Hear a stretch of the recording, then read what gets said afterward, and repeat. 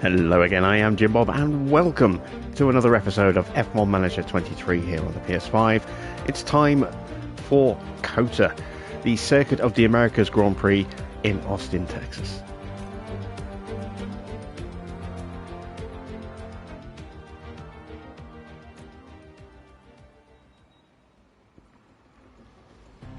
So we're on a high right now, 3 back-to-back wins. It's been a great little run that we've been on as well. 2 back-to-back 1-2s as well. We really are kicking it up a notch. But we're reaching that point of the season where our power units are starting to wear out. We don't have any replacements, and we don't have much of a budget left in terms of our cost cap. We are really, really low. We have a total of 10 million left. But that's got to cover everything. That's got to cover the manufacturing of our new side pods that are on the way. It's got to cover any replacement parts if we break anything, although we might have a workaround for that. It's got to cover continued expenses for wages and so on and so forth. And potentially any replacement engines as well, or ERS units or gearboxes. And any future updates we want to do for research for next year's car. So, yeah, we've got 10.7 million at the moment. By the end of the season, if we do nothing else, we'll only have 6.5 million left. So, we've got to work on that figure. And we've got side pods about to drop that we've got to manufacture. So, that's going to drop that down even more. So, I'd say realistically, we've maybe got about 5 million to play about with for the rest of the season. That's not much. It's really not much. That's 1 engine or 2 ERS units or a couple of gearboxes, and if we go that route, no more research for the rest of the year and no manufacturing of any spare parts at all. As I said, we've kind of got to work around with that. We've got a bit of a backlog of older parts. When I say backlog, we've got a bit of stock of older parts. So if we go into our warehouse, you can see we've got a couple of the older chassis there. We've still got the original chassis we can fall back to if worst comes to worst. We've got plenty of front wings that we can fall back on. So we haven't got a major issue in terms of front wings. Obviously, we will lose performance every time we roll back to a previous spec. Same with the rear wings. We've got quite a few spare rear wings, so we shouldn't have to roll back to the previous one, but we have got that option if we need it, although that will hit us with quite a significant drop in our speed, as you can see, and our DRS. Side pods, we've got 4 of these current ones and 2 brand new ones, well, a brand new spec on the way, so we're going to need at least 2 of those. And then underfloors, we've got 2 spare underfloors. And then we've got these ones here. And then that's the case with suspension. But our cars aren't just going to be a case of they'll be fine until we have a crash. Parts wear out this year. So as you can see, we've only got 1 or 2 more races left in these 2 parts before they need to be replaced. And if we look at this car here, again, maybe 1, maybe 2 races left on that side pods. Probably only 1 race left on that suspension before that breaks and needs to be replaced and it fails inspection. So we've really got to be careful here. It's it's going to be really, really tight. These are the research projects we've got going on right now. There is still 1 more ATR period to come, and I would like to try and at least do 1 project with those hours in terms of next year's research. So I want to try and get at least 1 more research project done, even if we don't go any further.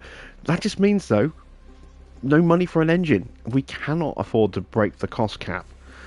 Otherwise, that is almost certainly going to get us fired. We are so close to actually achieving our target objective of getting 2nd in the championship, which just a few races ago I thought wouldn't be possible.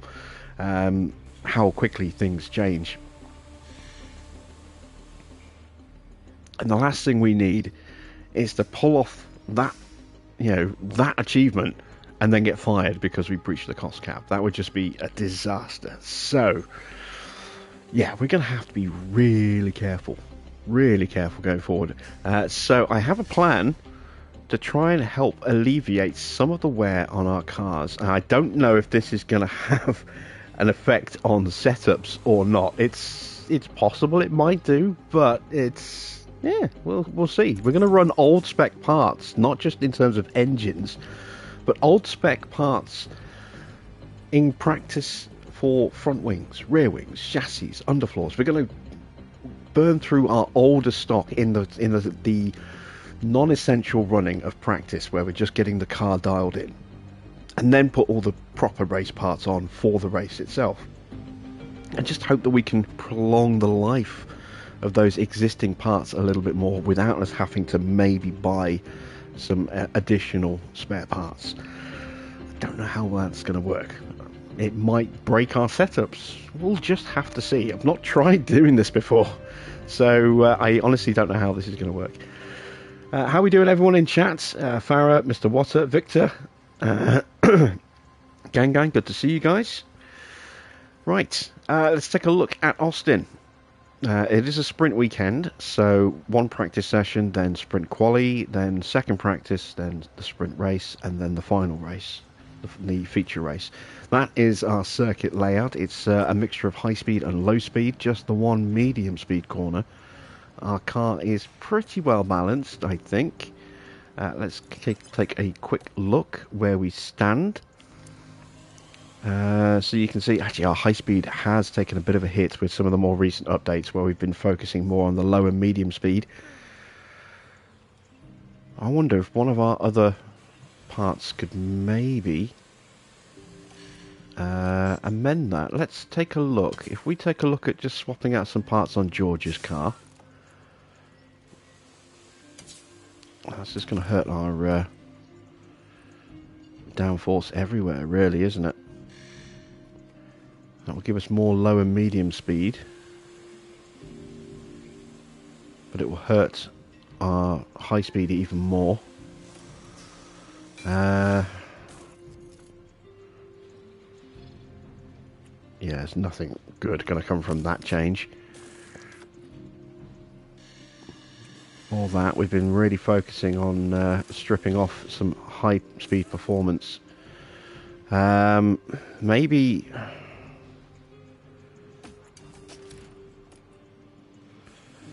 I don't know.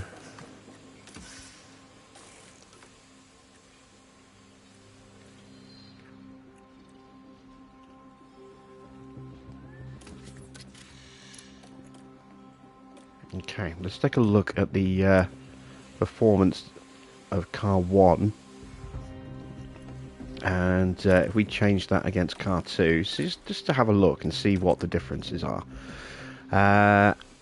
Yeah, we're just hurting the car, basically. we haven't got any parts that are going to be beneficial for one particular aspect over the other. No matter what we strip off, everything is going to go down. It's not a case of just one thing. But, yeah, we shall see.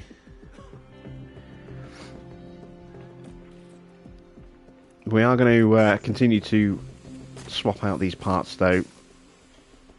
We're going to go with the one spec parts just for this practice.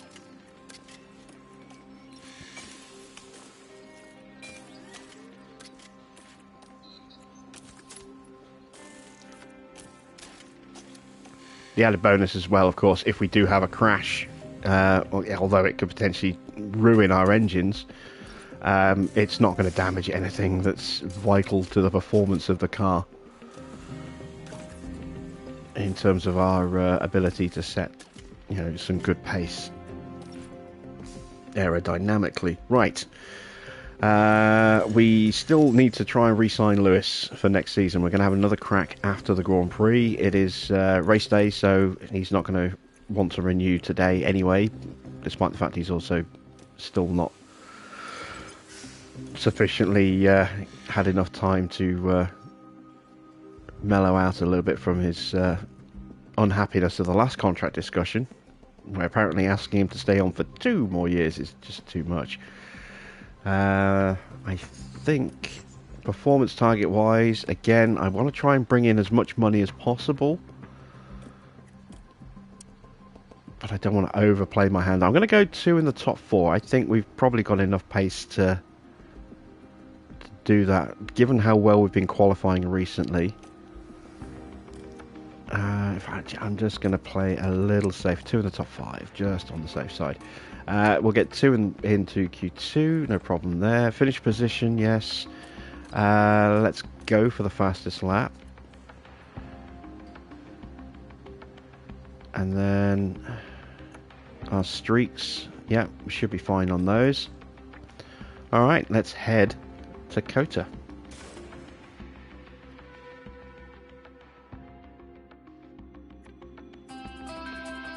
Welcome to the United States Grand Prix.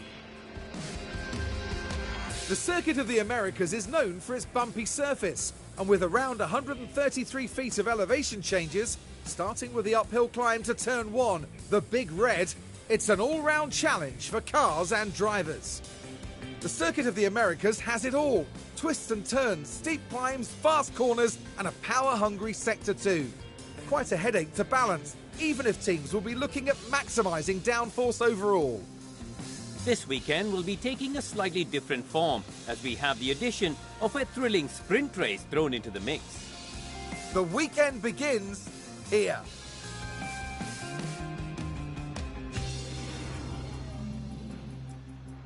Well, much to Farah's annoyance, we are going to be putting our full weight behind Lewis for the rest of the season, because he is the driver who actually has a chance of getting into that title picture.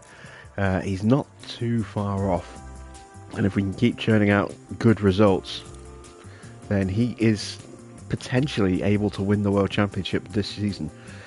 So he will be getting priority on everything: new parts, pit stops, strategy. He's going to get, full backing, because George just doesn't have as much of a chance. If anyone's going to be able to do it, it's going to be Lewis. He's got more points, he's got a little bit more pace.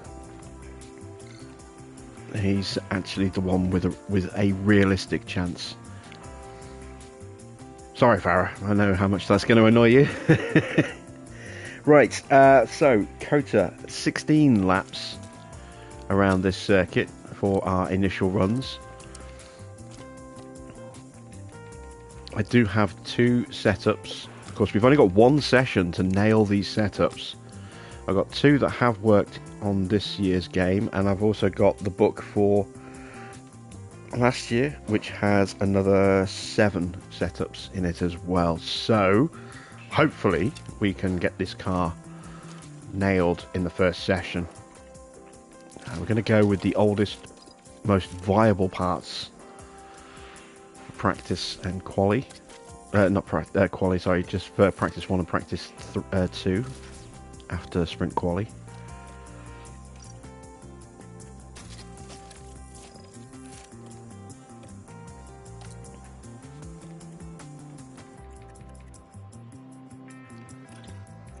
Right, and now for George, same again. Put in the parts that we can kind of afford to lose if something goes wrong.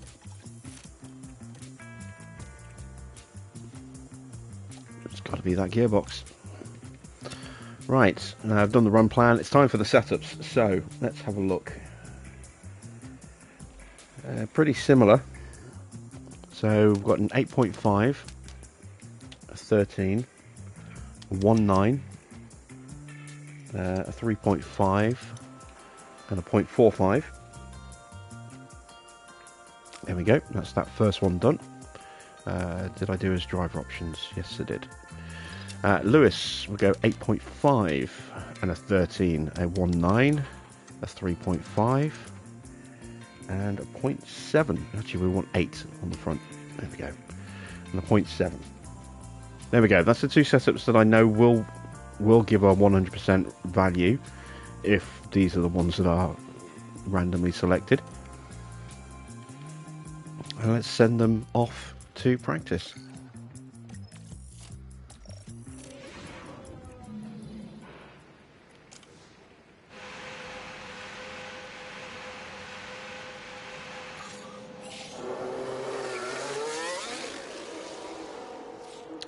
And we're going to do our usual of having a lap in helmet cam to start touring the circuit. Check. And we'll do that tonight in Russell loud and Vision.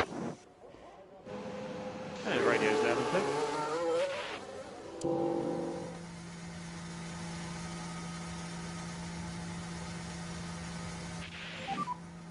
clear. Just a radio check. Yeah, good. Yeah, radio's loud and clear. And avoid all curbs. Avoid all curbs. Okay.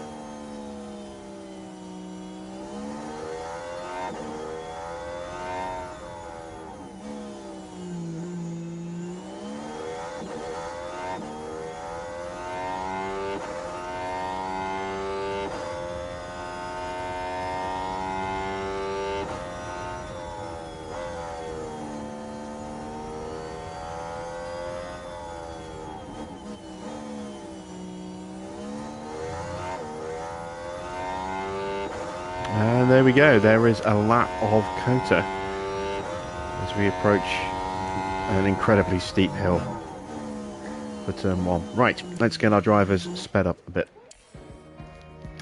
Welcome back, Harmony and Bekir. Good to see you guys again. Okay. Surface temps are low all round.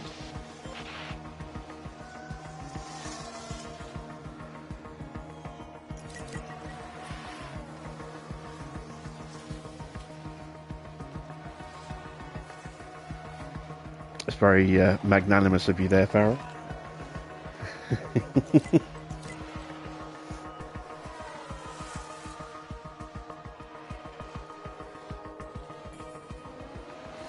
Alright, we've got a VSC. Someone's VSC, had a whoopsie.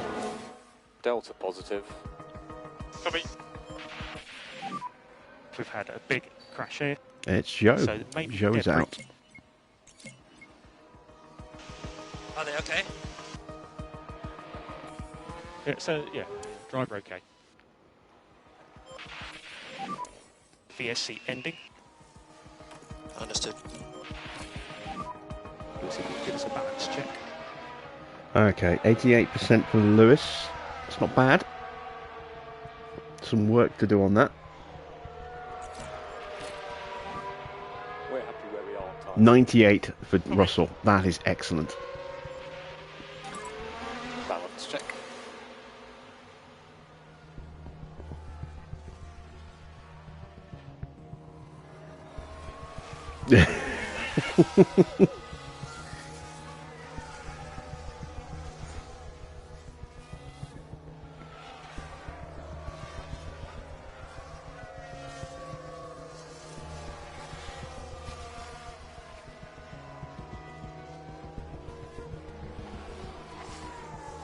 And here we've got a yellow flag. Oh, we've got a spin for Ocon.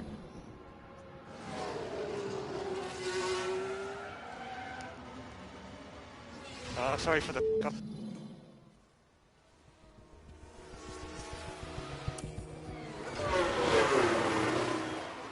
Alright, Lewis is back in the garage. Let's take a look.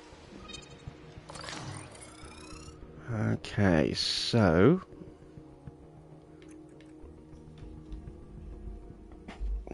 let's take a look at last year's book. See if there's something in here that I can co-opt a little bit.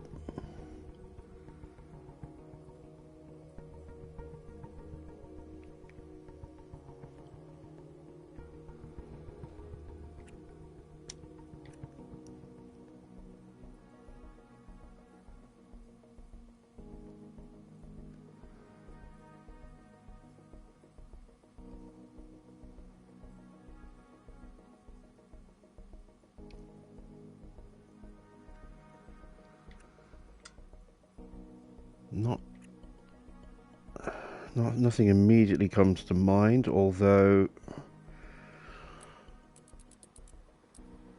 there is that. That's not going to work though. That's going to break the roll bar too much.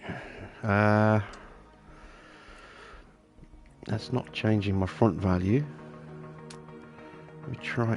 Do I want to go 7.5? Not really.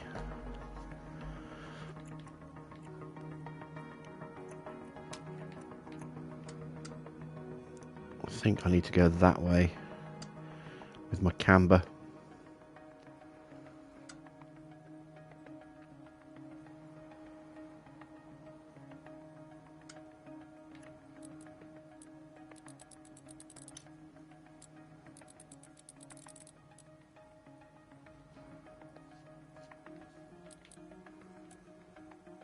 I'm going to go with that. See how that works.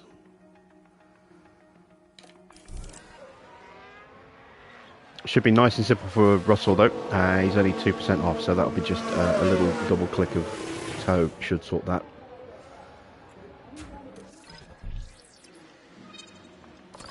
Okay, so let's try going that way.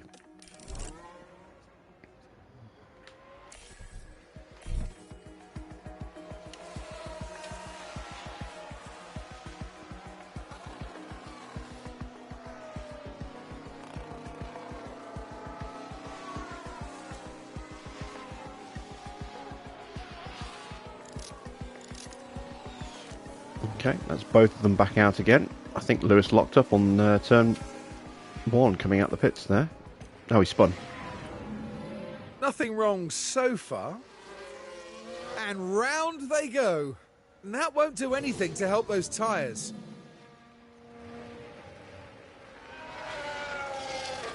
Let's take a look at those tyres. 74%. Doesn't really do much.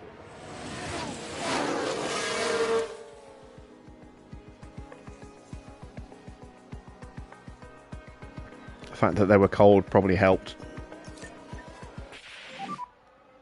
Got no rear, man. Just be mindful, pressure's still low.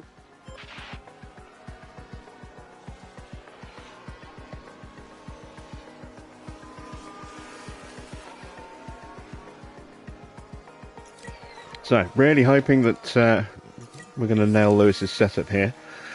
Russell's is an easy fix. If we get it wrong, we just go two clicks in the opposite direction. Well, this one is a bit more unknown.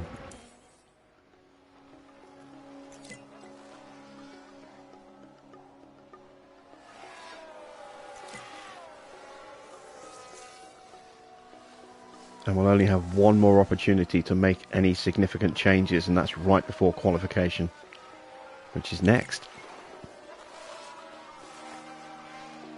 And then we're locked into whatever changes we make, so there's no guarantee that if we do make changes we'll actually improve the car. We could make it worse, and then we're locked into those changes. That's not what your thoughts are. 87%, so the slightest of improvements. It's not much. Let's call them in and take a closer look. No grip.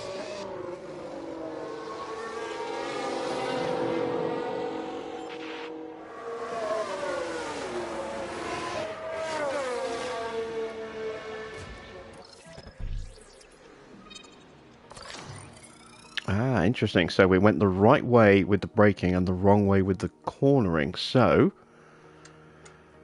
if we go there, bring that back, that theoretically should fix it, but has that reset our front wing? It has. So I've got a gamble on the front wing. So I'm going to go with that. Let's see how that works.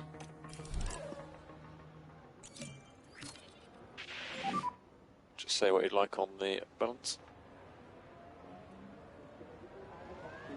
Oh, in fact, if I'd left it at 0.45, that would have been the setup that we know works. Well, we'll see. We'll see what happens. I might change that before we actually start qualifying. Might leave it as is. George is at 100. Excellent. So, George is on his way in. We'll make sure that that setup is in the book.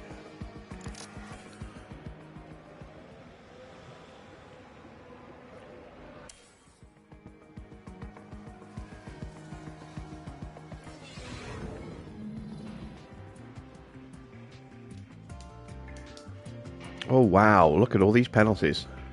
Max, Carlos, Sargent, Alonso, Hulkenberg, Piastri, Zhou, Magnussen. I'm guessing that's a lot of new parts. We've got new gearbox and new ERS for Sainz. New engine for and ERS for Piastri. Verstappen is taking a new gearbox and a new ERS. That's a new gearbox for Ocon.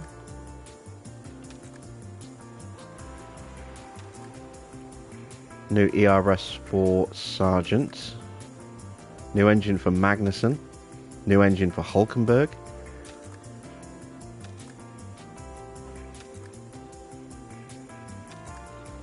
New engine for Zhou.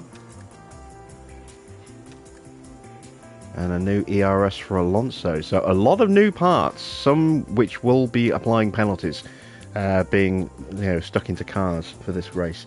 It's going to make things very interesting in terms of where everyone ends up after qualifying, but it's also potentially going to mean that we are quite heavily outpaced.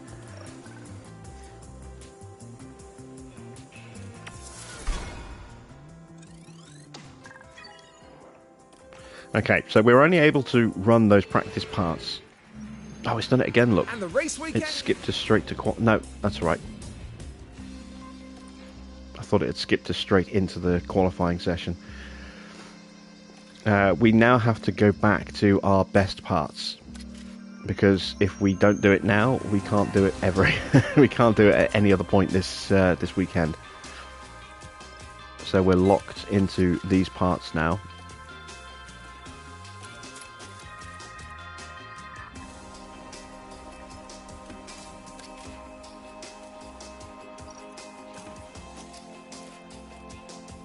Go and swap out the engine. Luckily we can still take these out after quali and put the practice parts back in, but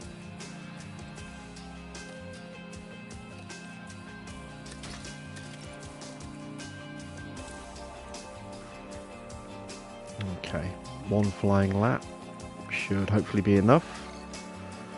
Right, I've got to do all this for Lewis now as well.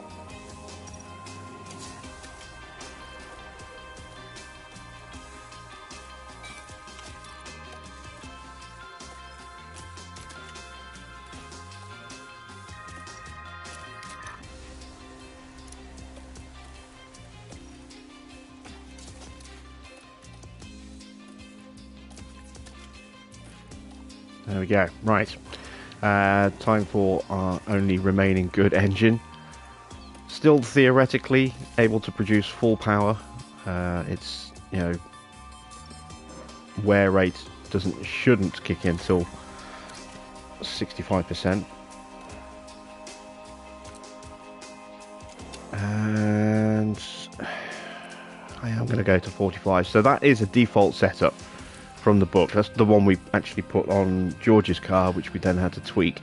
Let's have a look at what we did tweak to George's car. We went with a 0.55.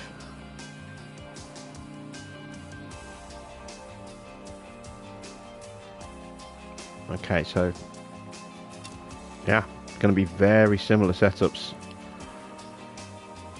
Alright, let's send him into quali. How you doing, Raym?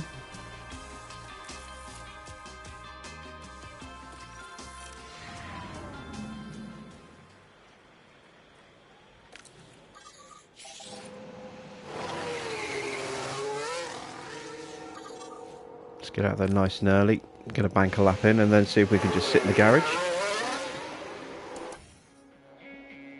Evening F1 clips. What did you miss? Not much.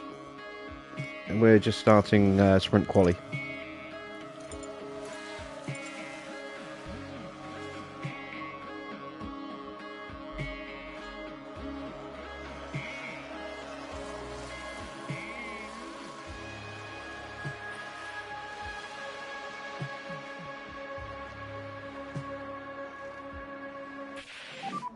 Get the delta negative. Alright, 134.4. Box. That should be Cool. enough to get us through.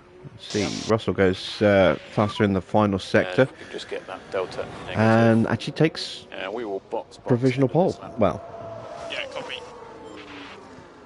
first place in the standings.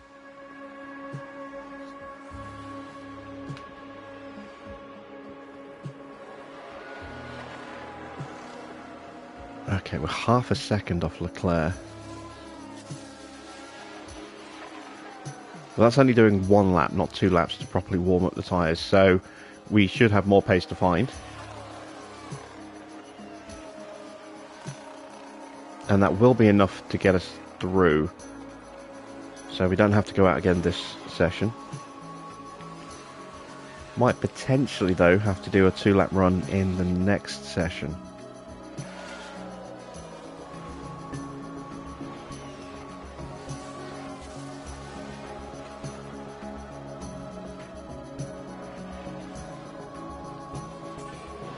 Sainz is in real trouble here.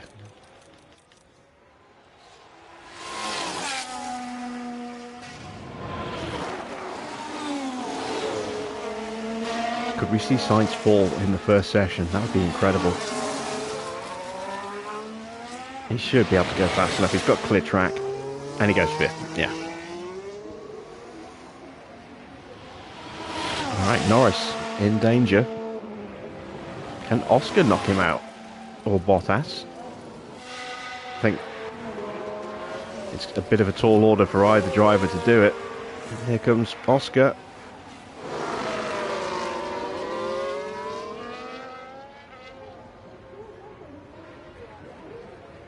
And he doesn't improve.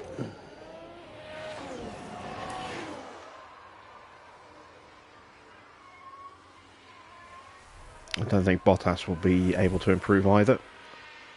Or not sufficiently enough. Tsunoda improves his position, but not quick enough. And there we go. Bottas, Tsunoda, Piastri, Zhou and De Vries are knocked out in Q1.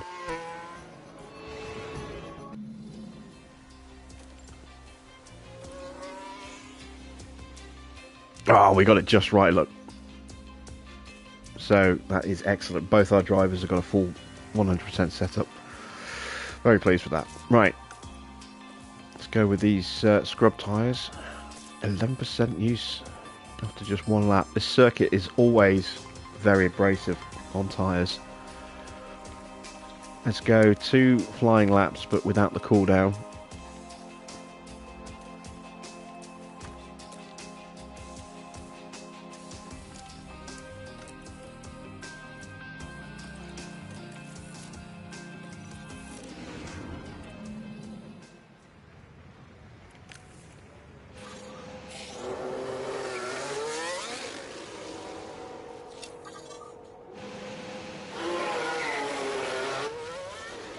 And I'm actually going to take manual control for this run.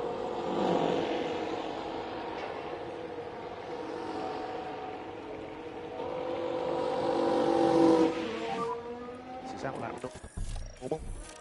Understood.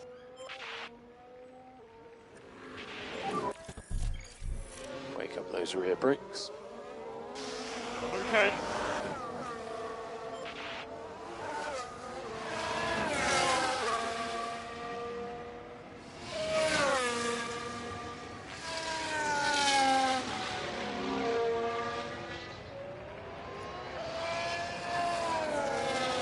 Yeah, if we do well in sprint, we might not see Farah for the rest of the night. Because that's what happened last night. Just went silent for 2 hours. Hamilton won the sprint and Farah was never heard from again.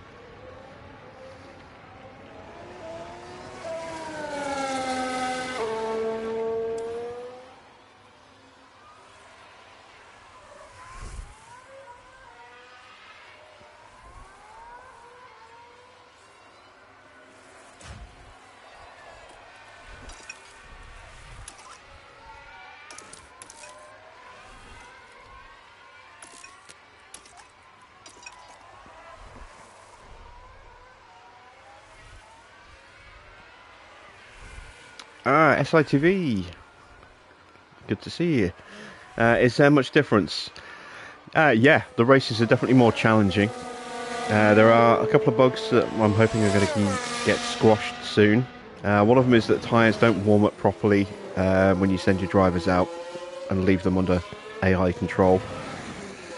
I'm trying a slightly different tactic here. I normally send them out for 2-lap runs and then that's fine, but for this one, because the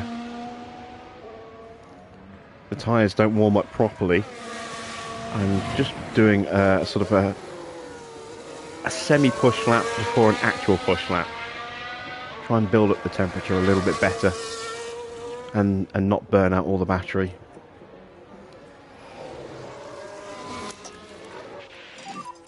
Use the overtake.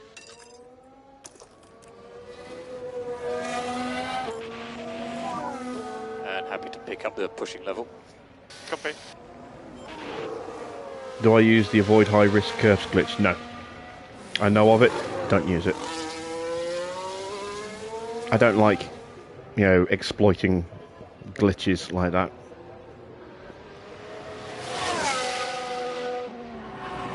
Spoils the point of the game.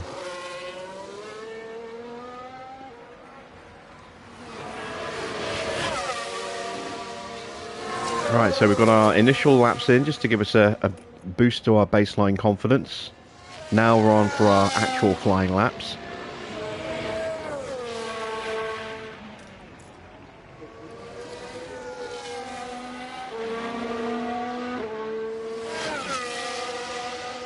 And we should see significant improvement on our times on this lap. Evening, Toby.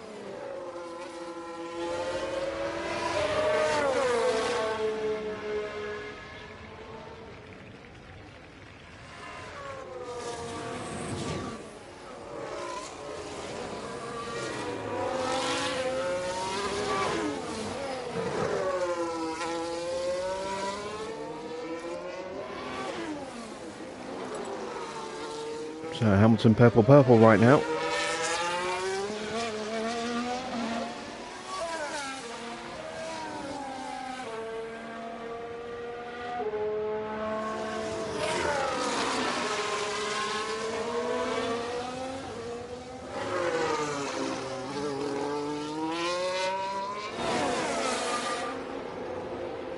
And there we go, 1:33.8. That's definitely faster than what we managed in Q1.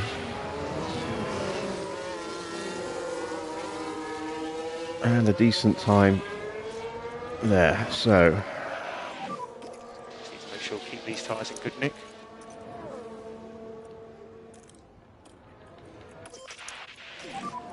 And just have a think about getting the pack back up. that's our drivers coming in, and that will be enough to get us through to the next session. If we could just drop back a bit. Okay.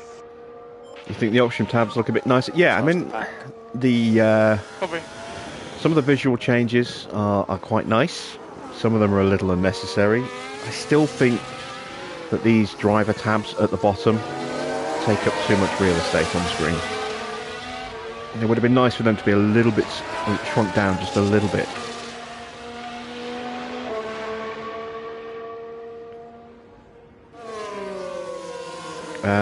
Game performance does seem a little bit smoother on some of the tracks.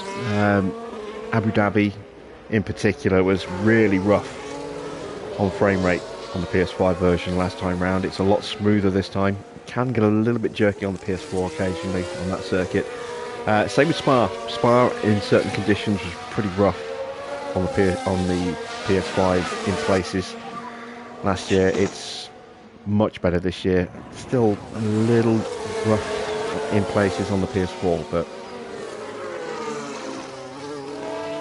one of the ways they've kind of got around that is where you see like the sponsor logos and stuff here on the sides of the cars. They're really, really low res on the PS4 version when you're looking at the sponsor logos in those kind of views.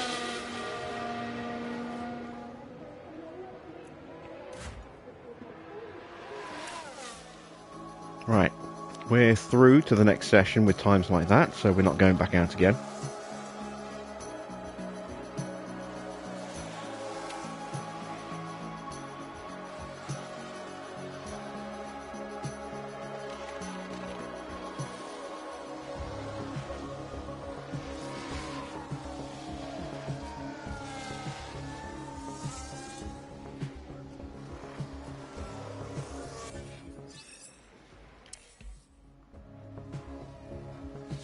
it's looking a little close for Russell, but he should be fine.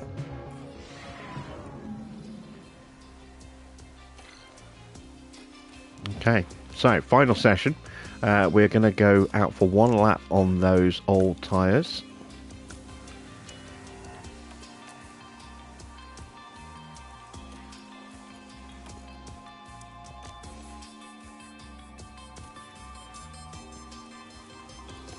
Again, this is to set a baseline of confidence boosting, and put in a very rough banker lap as well.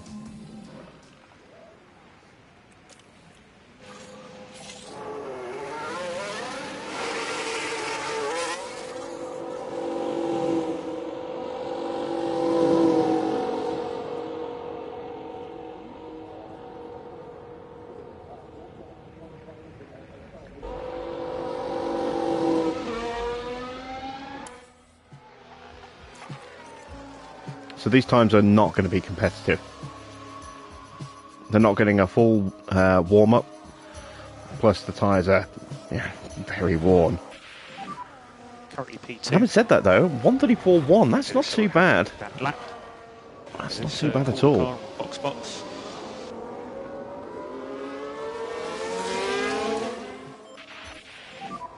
That's currently P2. We could be theoretically very quick And we will box end of this lap. on these new tyres then.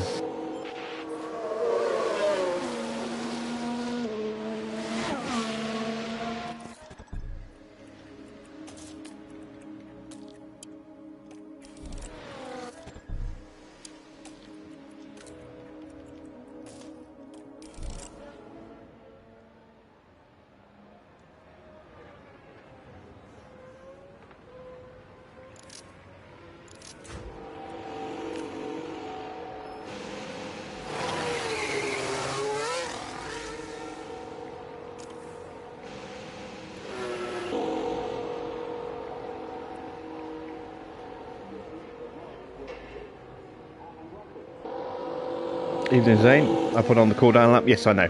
That was deliberate. I'm leaving it to the AI for this run. We should do some work on the brakes. Copy. I want to have 2 full bites of the cherry, so I want to have full battery for that for both laps.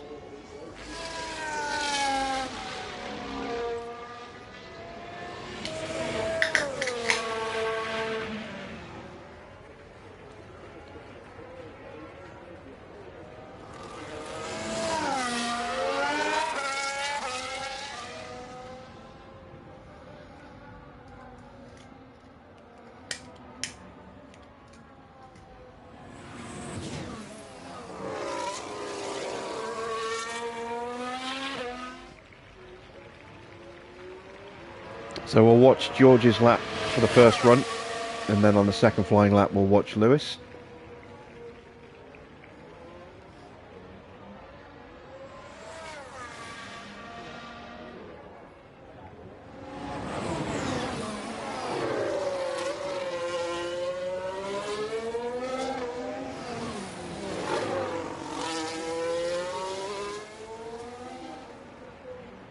And I think with Russell we're going to wing it.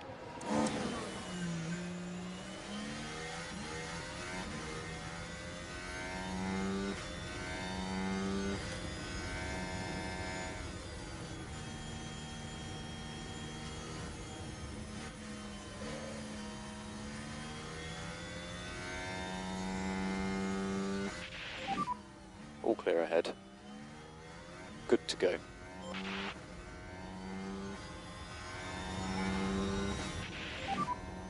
And circuit's all clear. Good to go.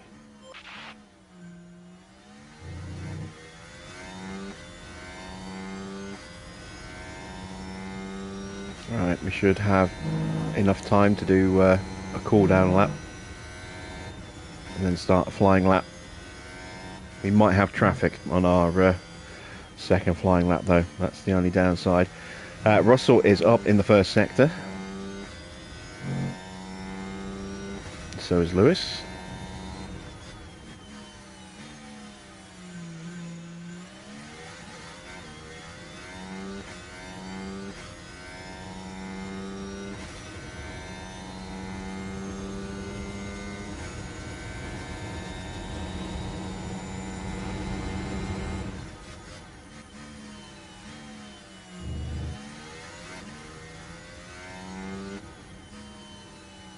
We're up in the middle sector as well.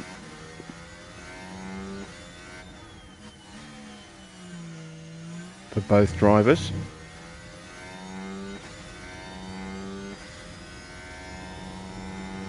No purples yet, but we're going to have a cool down lap. Attack the second flying lap with even higher confidence, which theoretically should mean more pace. Tyres will be at temperature as well. So there we go. Russell improves by 0.2, goes into P3.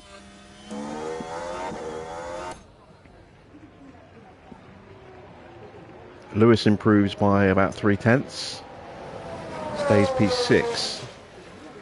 Both drivers are on the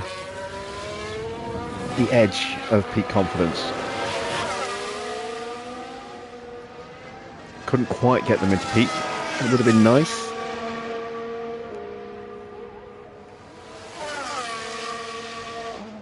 But it does hopefully mean that they'll finish their flying laps strongly.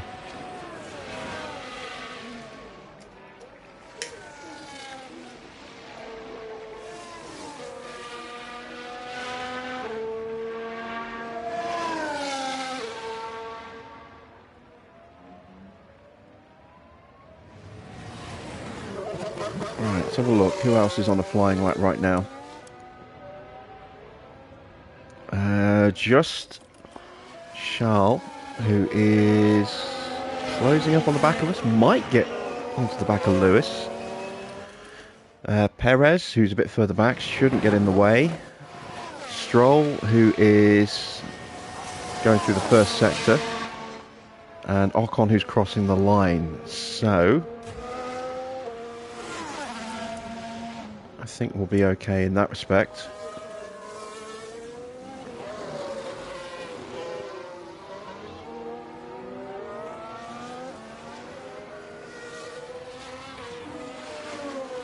So I'll time this just about right. It's all clear ahead. Okay, good to go. Going to start with about 10 seconds, just under 10 seconds to go. So that circuit's all clear. Good to go. 6 seconds on the clock as we cross the line.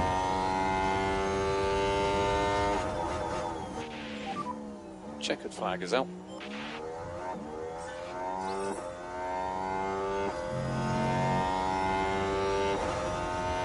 That's an improvement from George in the first sector. That's got him into peak confidence. We should hopefully see the same for Lewis here.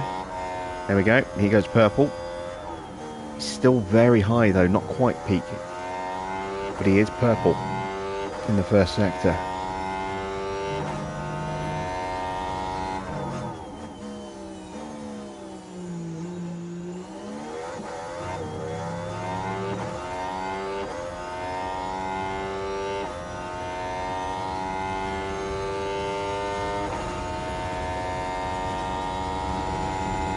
Purple for Russell in the middle.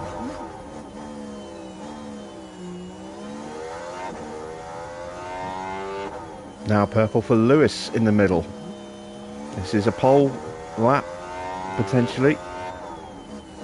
Sainz goes very close to taking the front row, or taking top spot. 500ths off his teammate. Russell is about to cross the line. Russell goes provisional pole, a 133.4. What can Lewis do? He takes pole, a 133.4, 66 thousandths of a second faster. And we have locked out the front row.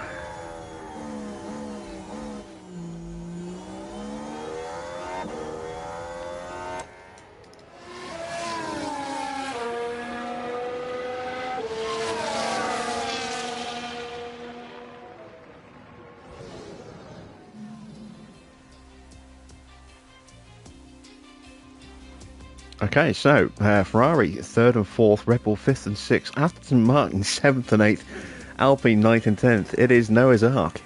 They're going in 2 by 2. Right. Back to second practice.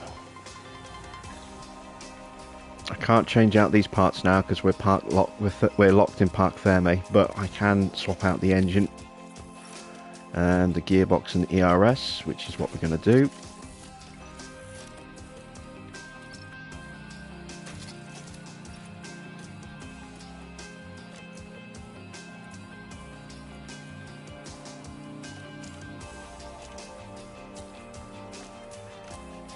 Get the right tab eventually, there we go.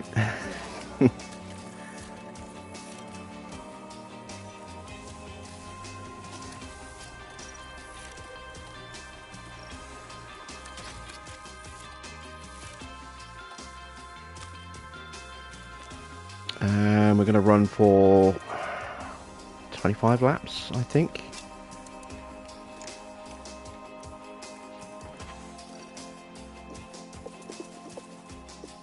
Might extend them a little bit longer, I don't know, we'll see.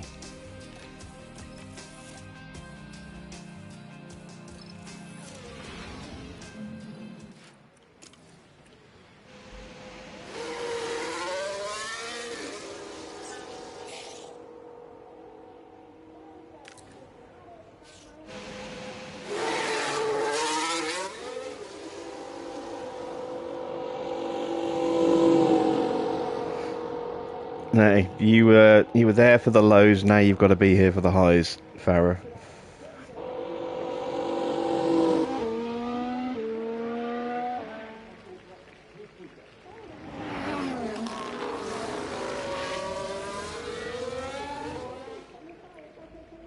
Or vice versa, I suppose, in your case.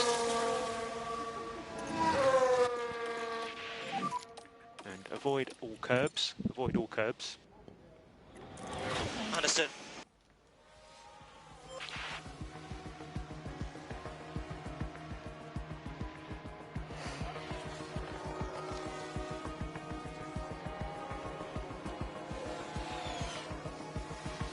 Not many arguments.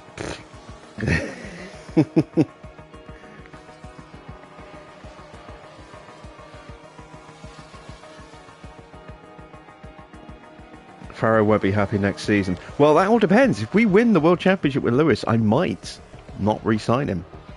I might hold off now and wait and see what happens. I was thinking about this earlier this afternoon. If we hold off on Lewis's contract negotiations, if he wins the World Championship, I might just let his contract expire and sign Mick.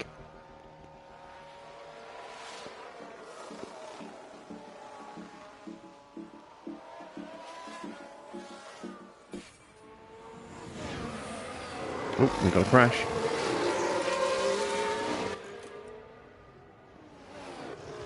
Are we going to see a replay? Yellow. Apparently not. Yep. Why not sign Verstappen? Because I can't afford to sign Verstappen. Signing Verstappen will bankrupt the team.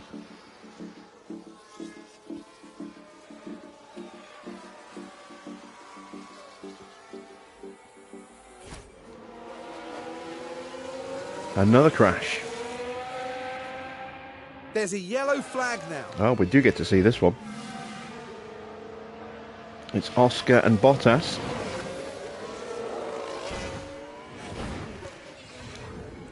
Locking wheels. Why Mick though? Because he's our reserve driver. And it's a Schumacher in a Mercedes. It's kind of poetic. It makes George our de facto number one driver.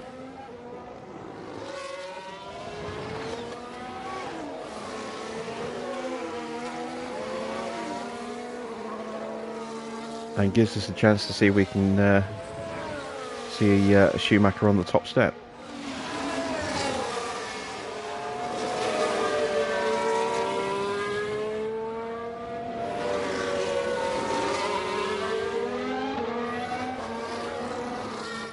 You wonder why they nerfed Mercedes? I don't think they did. I mean, don't forget, whenever they... Oh, Hulkenberg up to his usual tricks, look.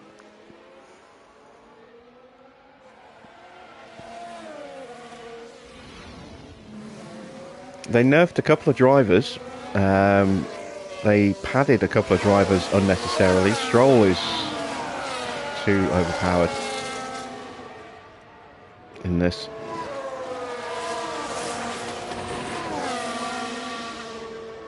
He needs to have his stats downgraded.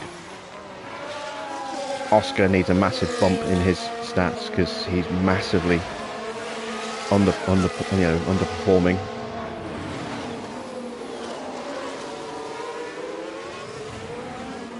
Most of the drivers are about right. I would say Sainz is probably a little bit too good in the game. Perez is too good in the game.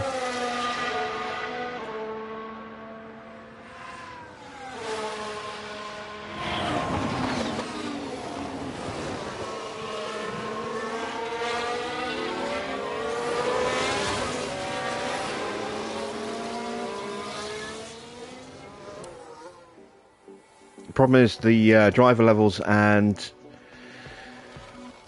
Well, not so much the driver levels, but definitely the car performance levels are kind of set based on how the teams start the season. You know, with practice and then like the first couple of races. So Red Bull are just, you know, mighty, but then Red Bull have stayed mighty all season. But, you know, Ferrari were quick at the start. Aston were very quick at the start. Mercedes weren't. McLaren went nowhere at the start of the season and have picked up significantly, but in this game they don't.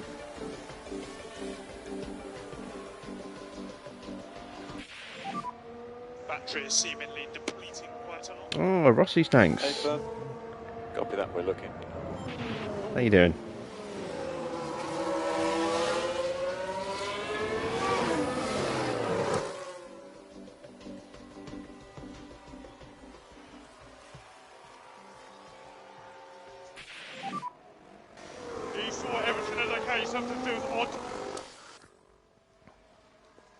Stand by.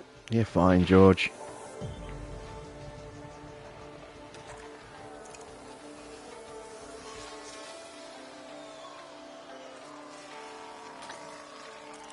Just going to keep them out for a couple more laps. Ah, damn it.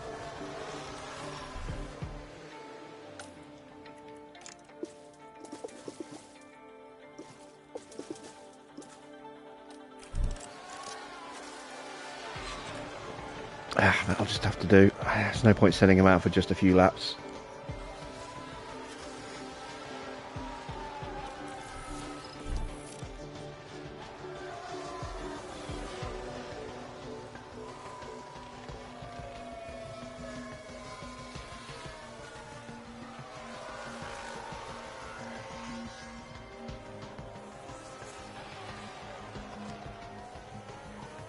Alright, so we're done with practice. All that's left now is to do the sprint and then the race. So we've got to put our good engine parts back in again.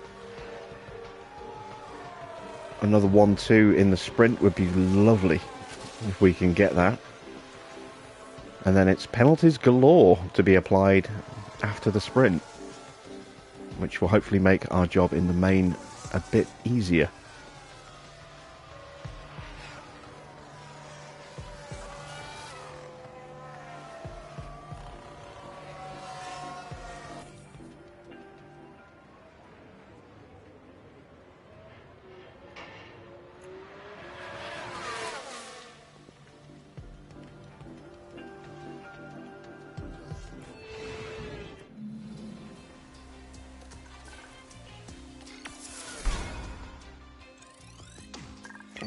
We have got Lewis just into very high confidence. Good. Welcome back as the drivers gear themselves up for today's sprint, the results of which will determine the grid for the Grand Prix. The sprint kicks off the racing action for the weekend, a 100-kilometre battle to set the grid for the Grand Prix. Of course, when it comes to a sprint, it's not just about setting the grid for the Grand Prix. The drivers will be fighting hard to gain valuable championship points. But the question is, who will be the lone star in the sprint around Texas?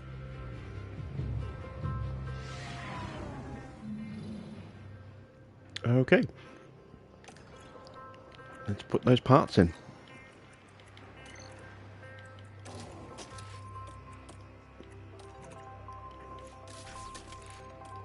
We're going to be so slow in the last couple of races. Not looking forward to those at all.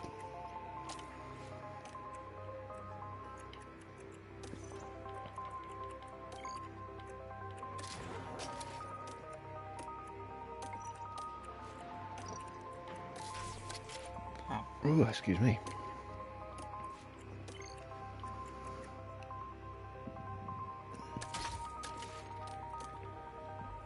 Okay, so strategy. Softs are not going to last. Do I go mediums? Or... oh, I can't go hards. I can only go mediums. Alright, mediums it is then. Unless... yeah, it's locked out. Look, saved for the main race. Yeah, mediums it is.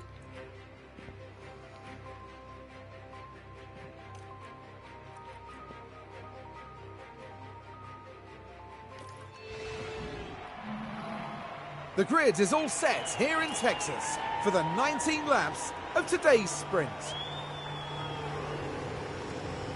Always a popular event with the audiences in Austin. We're hoping to see drivers dueling it out around the circuit of the Americas. Forget the scheduled pit stops today. It's all about racing.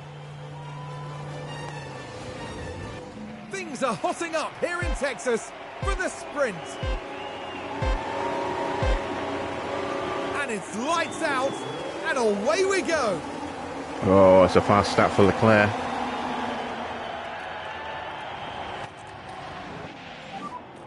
An overtake is available. It's a very fast start for Leclerc.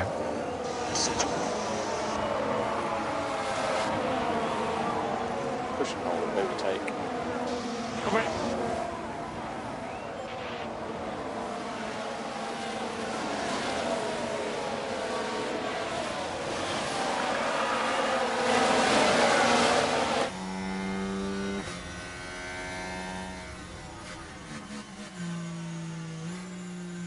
Is he on hards? How did he get... oh, maybe he didn't use hards in practice. Maybe that's how.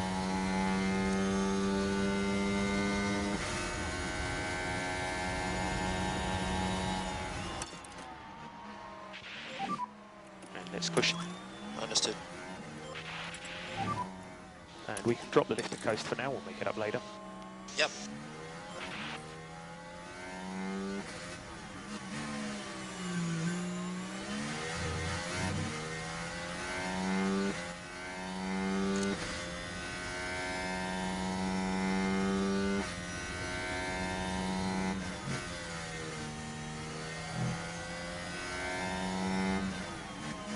Alright, so DRS will be active on this lap.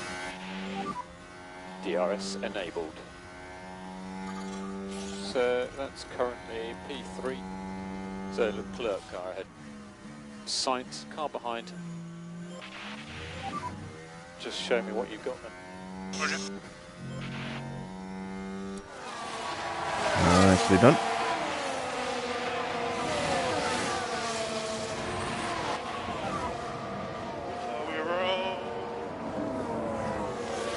Job. Currently P2. Sainz is really sticking it in there. It's a toss-up. I think Sainz, not Sainz, sorry, it's Leclerc. I think Leclerc might just have stole the DRS from us there.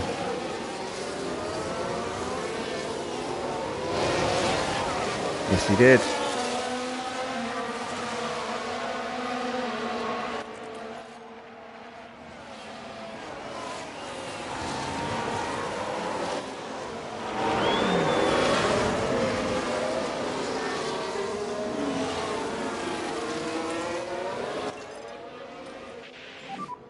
So happy to push now. Yeah, copy.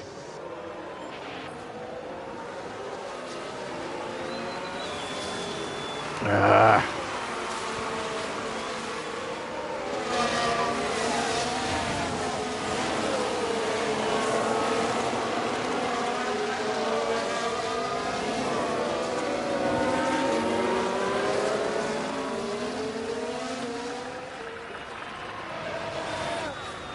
try this again.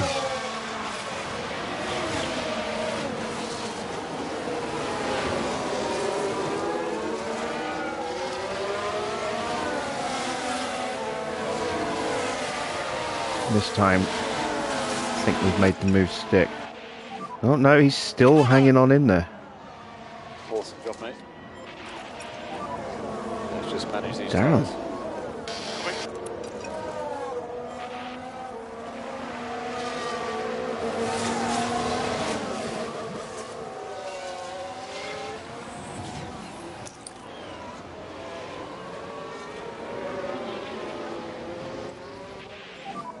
Increase the lifting coast just a little. Just charge that back. Understood.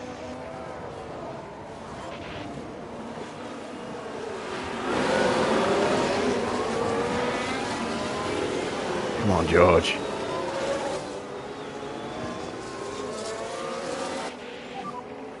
That was a nice move.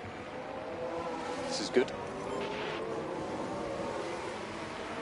There we go. Finally made the move stick. Charge the pack. Yeah, agree.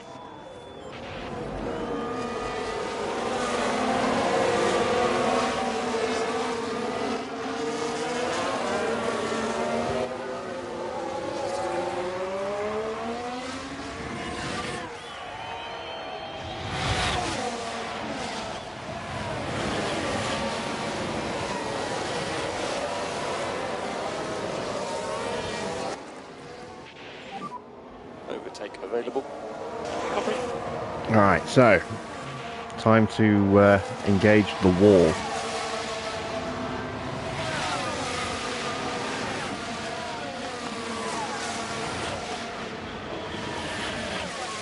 Let's see, Max currently in 5th place. Further down the order he finishes, the better our chances of getting involved and inserted into the championship standings at the end of the championship fight.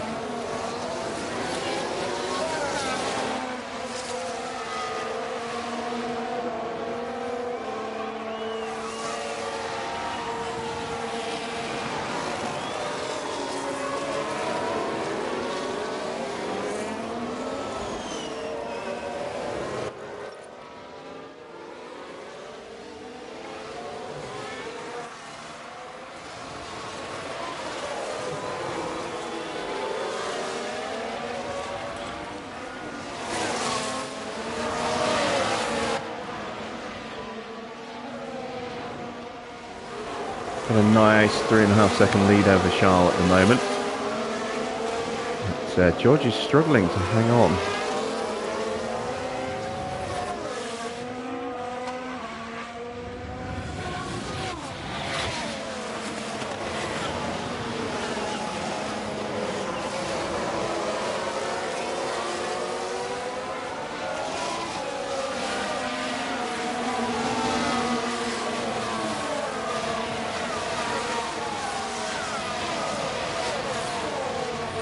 Might go on holiday.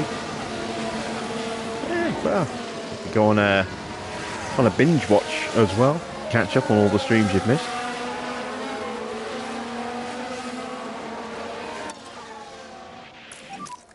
Happy to start reducing that management. Copy.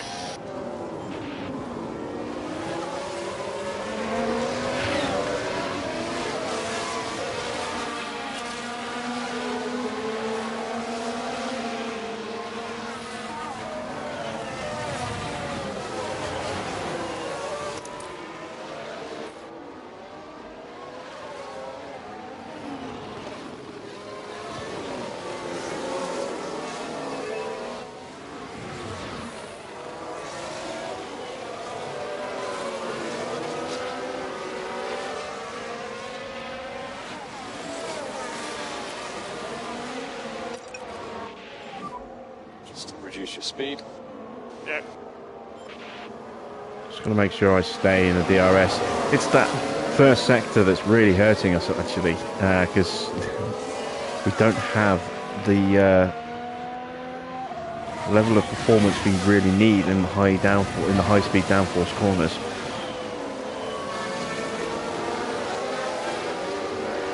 we're solid in the low and medium speed. It's the high speed that hurts us. That's why, despite George making the move, he was then unable to stop Leclerc coming back at him every time through this first sector.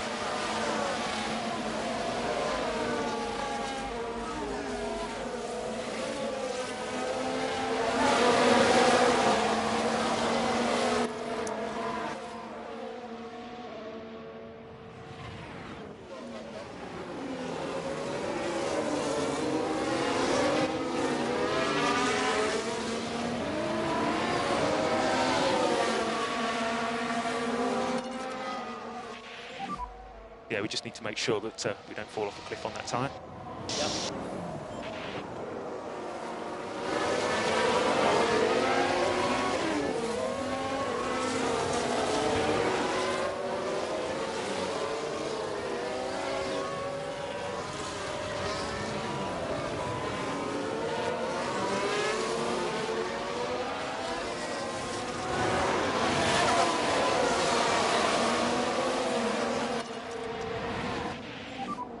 If we could just Evening, Marcel.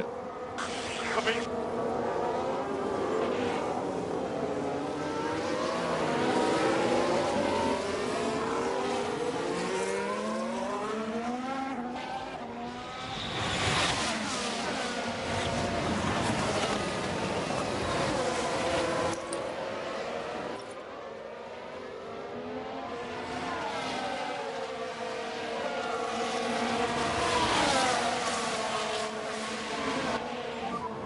Nice one. Good job.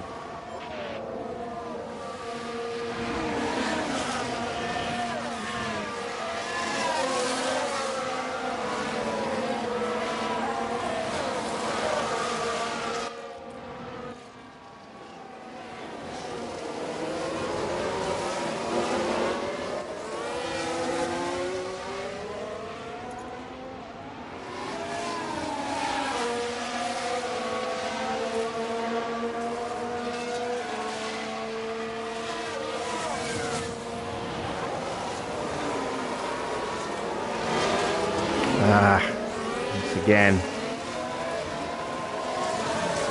getting caught out at the end of that straight.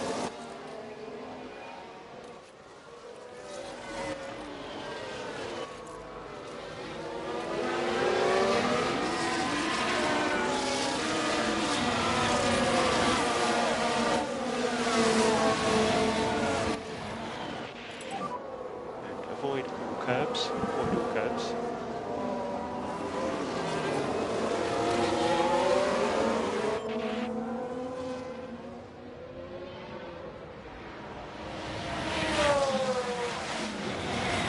So we're just going to tell Hamilton to take it nice and easy. We want to try and reduce the wear as much as possible on that car.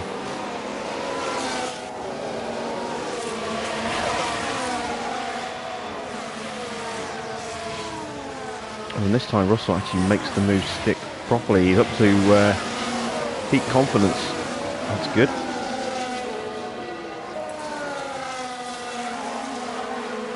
I think Leclerc might possibly be trying to charge up, so let's try and see if we can break away.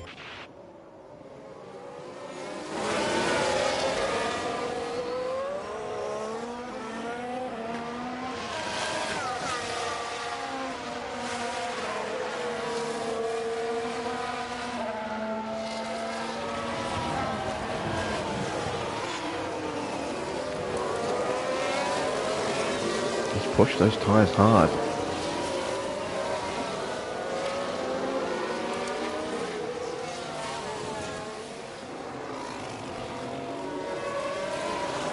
Oh, yellow flag.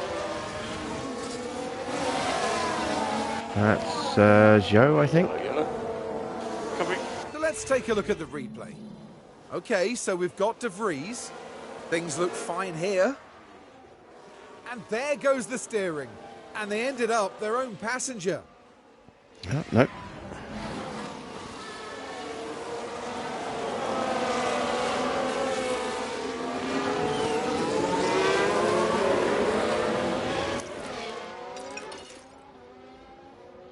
Right, so Sainz is probably going to make... Well, Sainz has made the move on Leclerc. Leclerc's going to try and fight that back.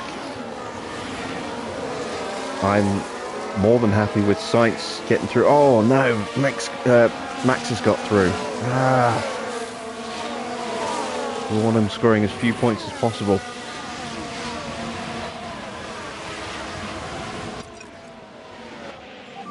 Another yellow flag. Please be a collision with Max. It's not. It's Yuki. Now that incident looks to involve Oscar Piastri.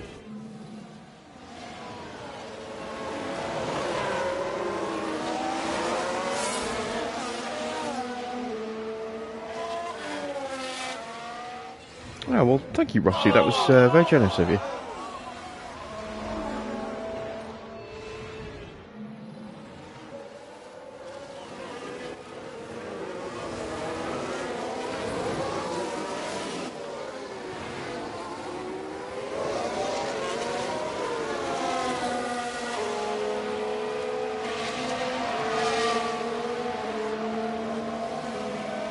I wonder if something is wrong with Leclerc. He's dropped way off.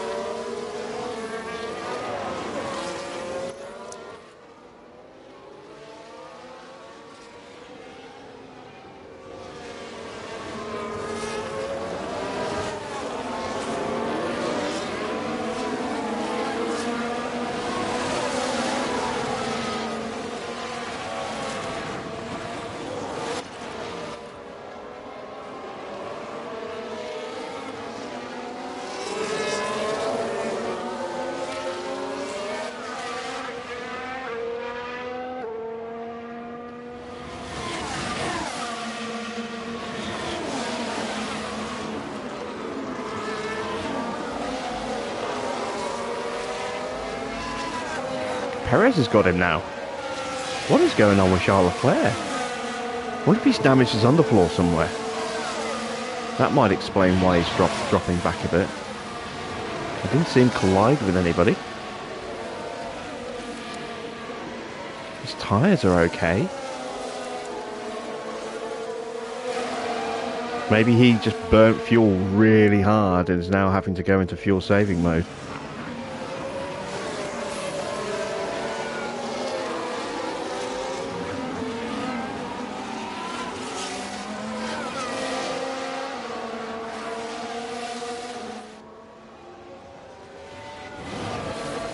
Max gets through.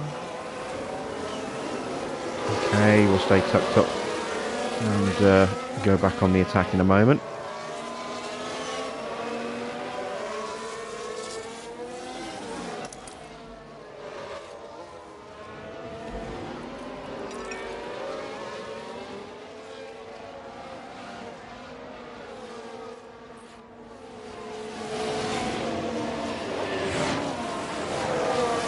Yeah, no worries. It's good to see you again, Rossi. Thanks for stopping by, and hope to see you again soon.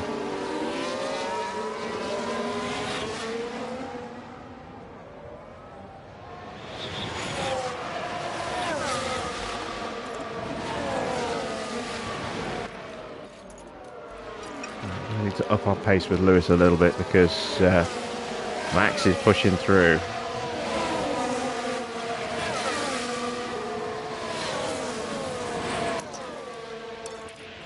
I need to up my pace with George as well. Understood. George's pace is dropping off quite dramatically as well.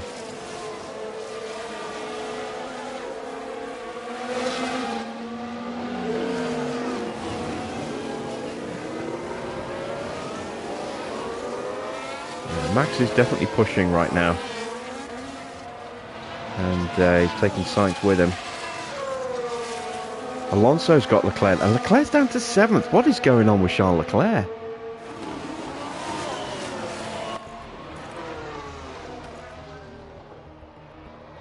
He's doing 134 and 137s, 138s, 39s, back to the 38s again.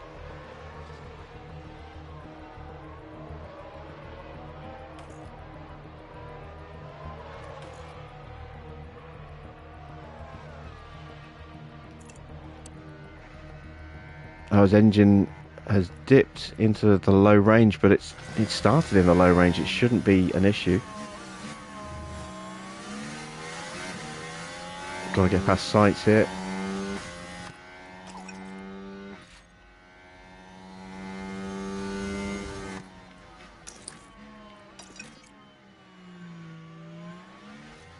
So we'll stay tucked up, try and get him on the long back straight.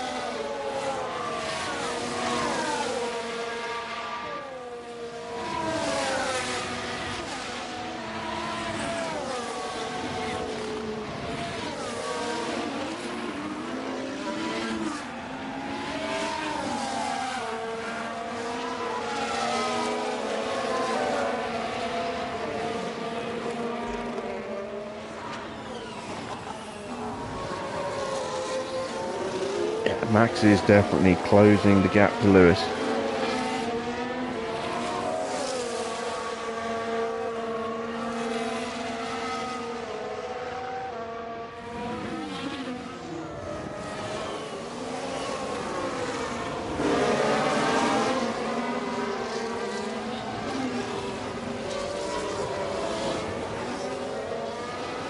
Got plenty of tyres left though.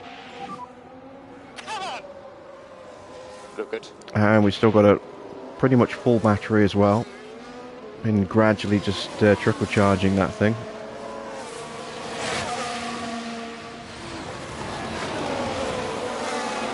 Yeah, Max is really pushing.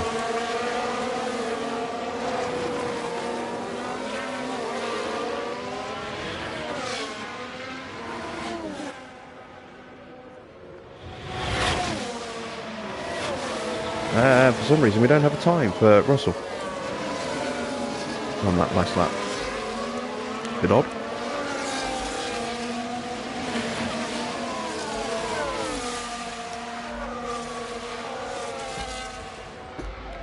Stretching out my legs. There we go.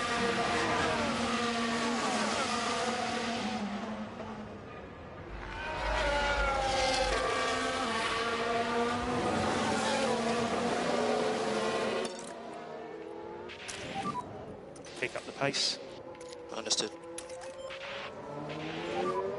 And think about this lifting coast. Understood.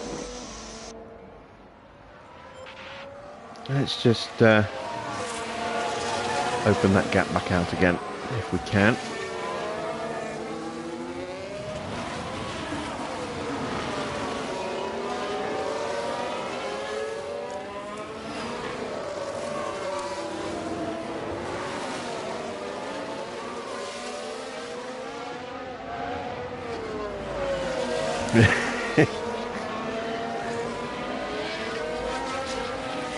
Of course, the appropriate response to that is, "Hi, miserable, I'm Toby."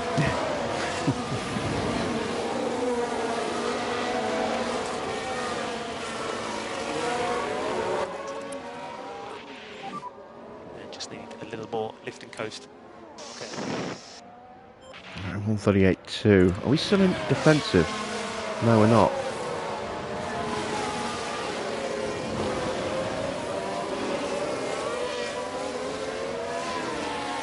I think Russell's looking at P3 here rather than P2. It's not ideal, but I'll take it.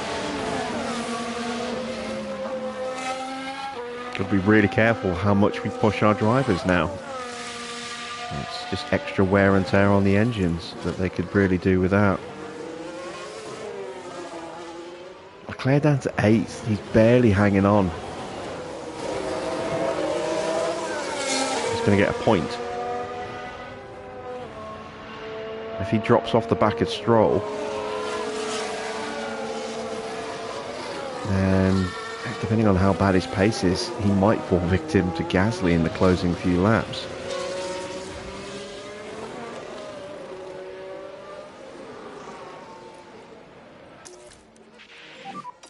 Let's just work on getting that pack back up. Yep.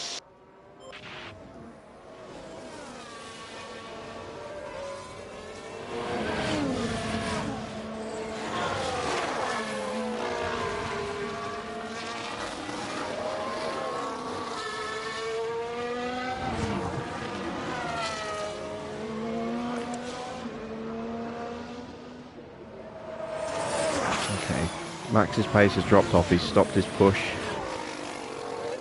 Russell's still a little bit slower, mainly because I'm having to hold back sights.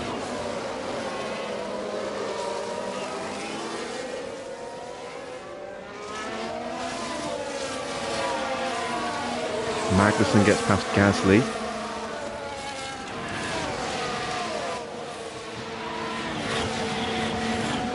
What is going on with Charles' pace? It can't be his tyres, surely.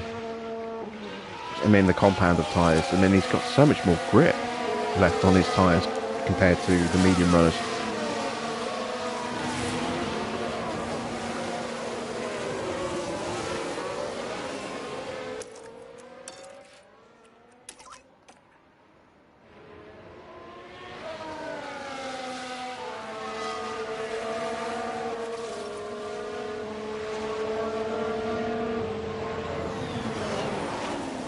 Let's have a look.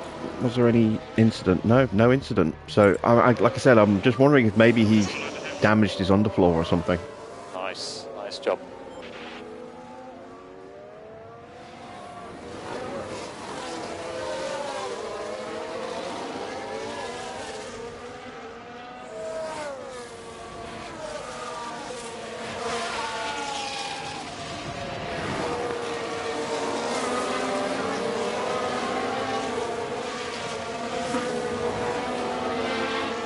Right, managed to break free,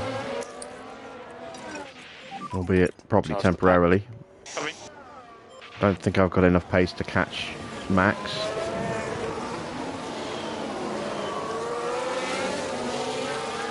Got a gap nice and stable to Lewis again.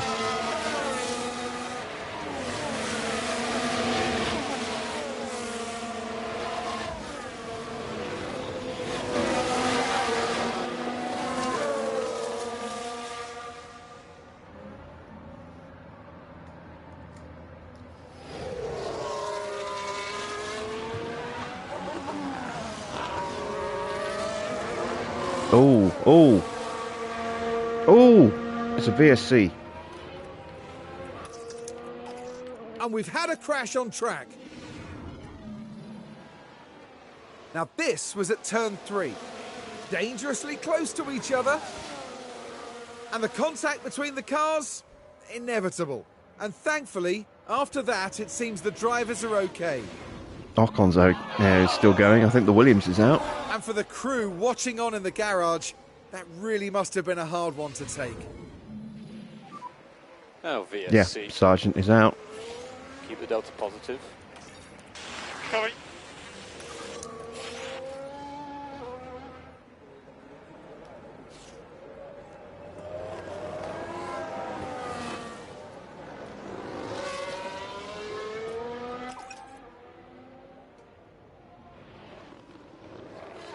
No point fuel saving. Won't be able to burn it off in time.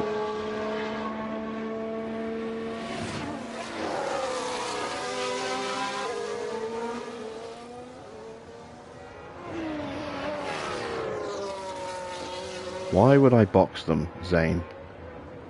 There's 3 laps to go. There's going to be at least a lap of a VSC. I'm going to have maybe 2 laps and lose track position.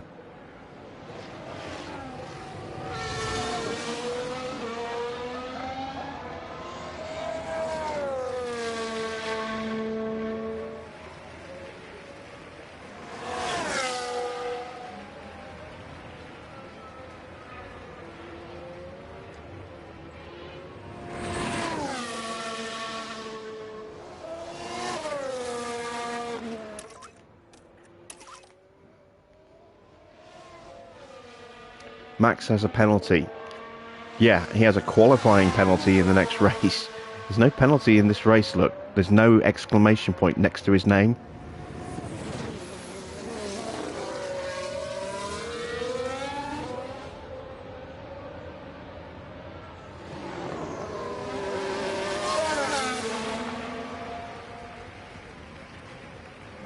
There are points on offer in this sprint. 8 points for the win, 7 for second, 6 for third. I'm not throwing away those points for no reason.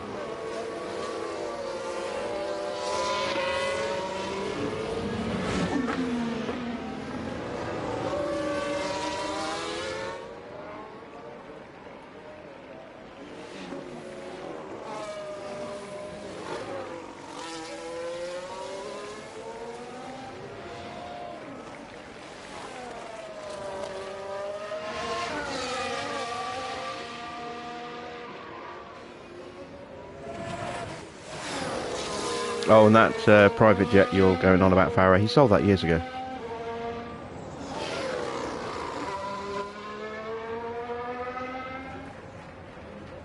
Oh, got a spin for Gasly under a VSC.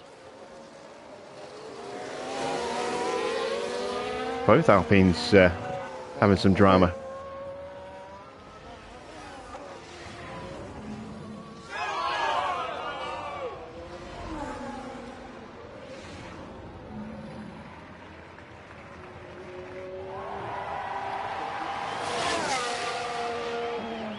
There we go. VSC is ending. So VSC ending. Yep. Happy to start reducing that management. Yeah, Roger. Let's see if we can get him. It's a big ask. So we DRS this lap. Use the overtake.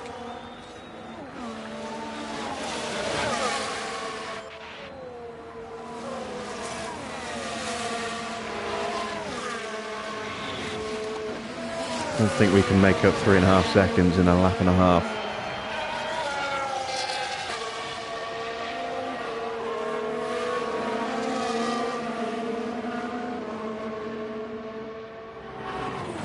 Yeah, I was actually seeing a story beginning of the week. Someone who, the guy, I don't know who it was, but the guy who bought Hamilton's Pagani's Honda totaled it.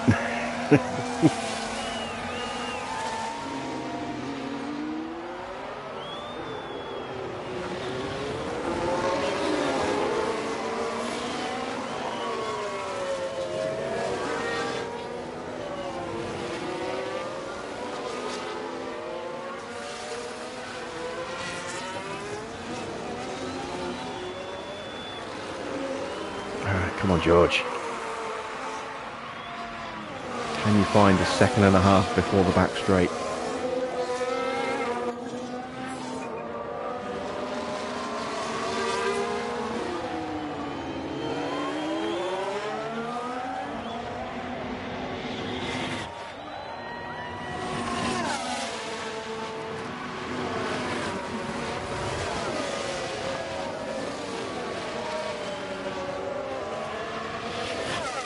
Leclerc up to 7th, he's back in front of Stroll.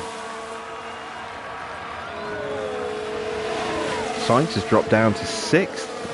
Both Ferraris are struggling a little bit. That's actually quite good for us in the constructors.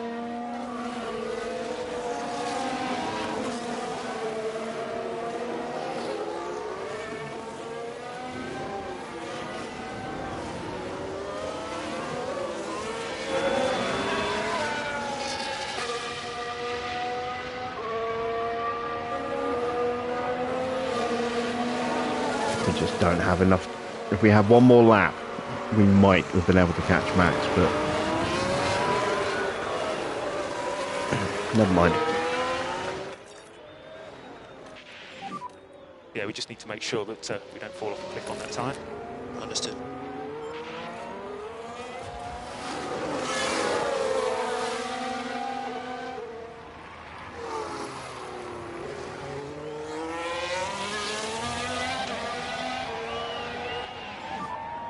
Such a proud moment for me, man. What a job, mate. What a race. Amazing. So big thank you to all the fans here. Woo! Do it without you guys. He's talking to you there, Farah. Yeah, checkered flag. He couldn't do it without you. All the fans.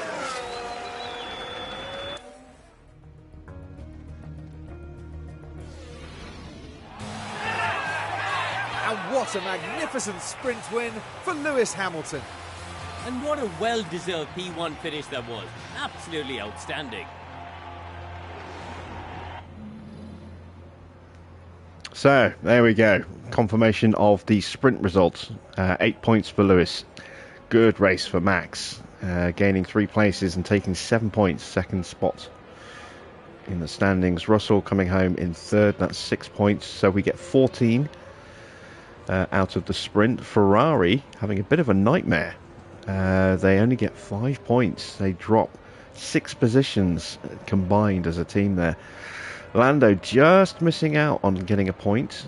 Kind of feel a little bad for him, but looking at his best time, yeah, was never really in contention, unfortunately for him. Lots of penalties to be applied, though, for the starting grid, so we're going to see some very unusual positions, and Max potentially with another back of the grid start, with, I think, potentially a 20-place penalty. Let's see how the grid lines up for the race. It's race day, and final preparations are underway. The Circuit of the Americas is definitely a track that rewards bravery on the brakes, just like when Lewis Hamilton passed Sebastian Vettel unbelievably late here to take the win in 2012. And the sky is looking grey and cloudy today. An effective tyre strategy could prove very valuable as the race plays out.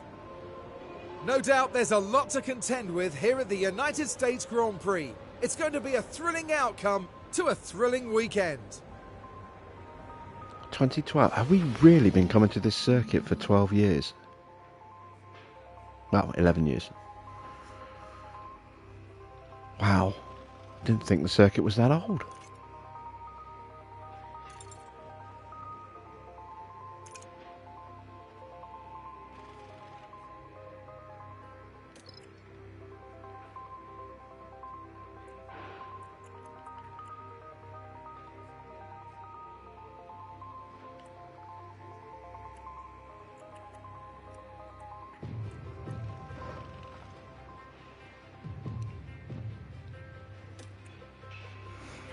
Right, strategy time. So, it is going to be a 2-stop race.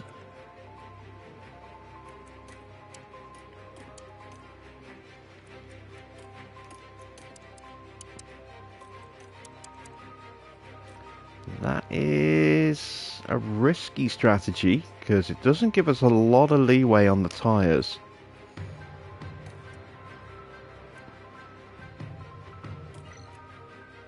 So let's look at something a little different. Let's look at maybe going hards in the middle.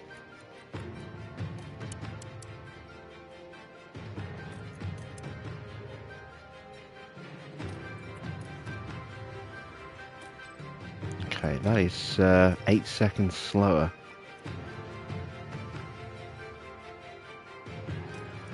Okay.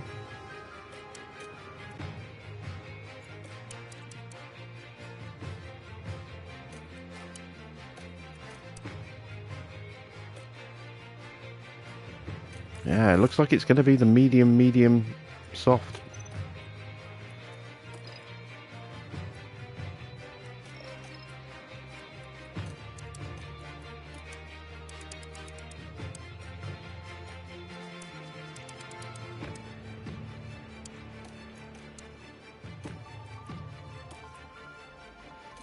There we go. Right, fuel. We're going to take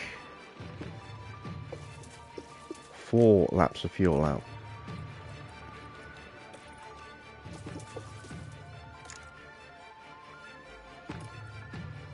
And we are good to go. We're not far off now here in Austin as the drivers ready themselves for this 56-lap race. Our attention shifts to Lewis Hamilton and what he can produce in this race.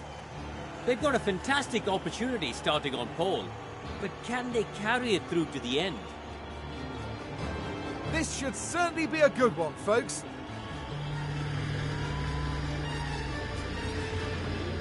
Sit tight and get ready. It's the United States Grand Prix.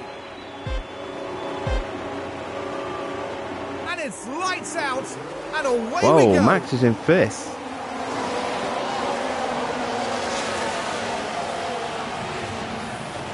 How did he manage to pull that one off?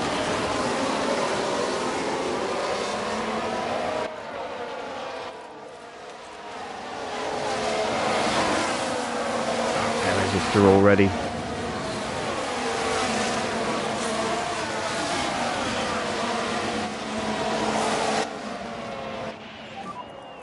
overtake will be available.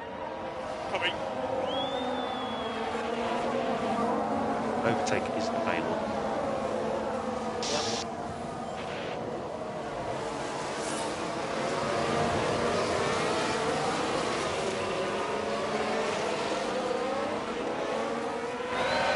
Maybe his parts were,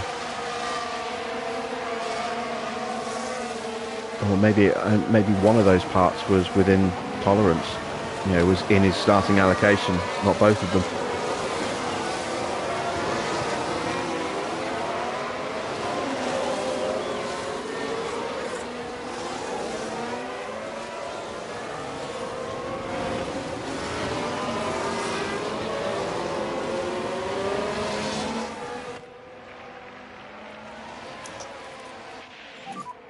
Push and hold, overtake.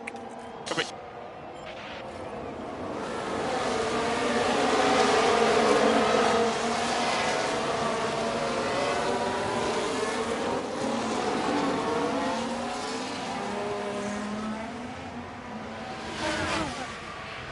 Stroll throwing himself up the inside of Max there.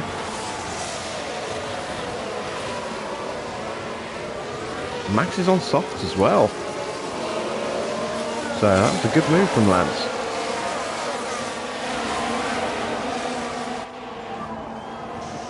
Easy. Anything could happen.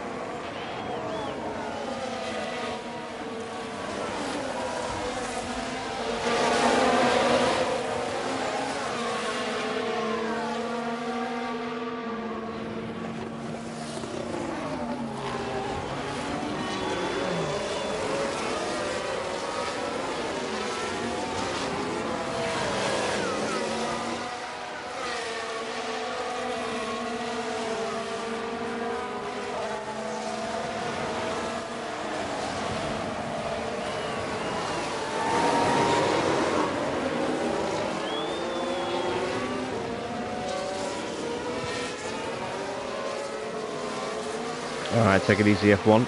I'll catch you next time you're back. And happy to pick up the pushing level. Yep, fine. Right, so now that hopefully Perez has burnt out his battery, it's time for us to go back on the attack. And also to pull away from Leclerc. DRS enabled. So that's currently P3. So Lewis is the car ahead. So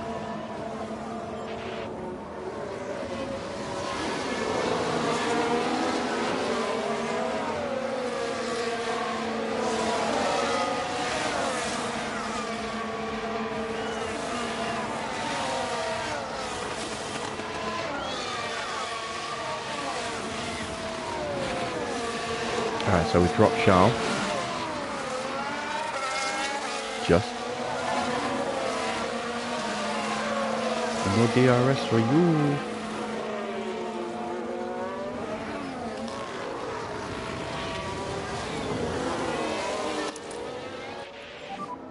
charge the pack. Yeah, copy.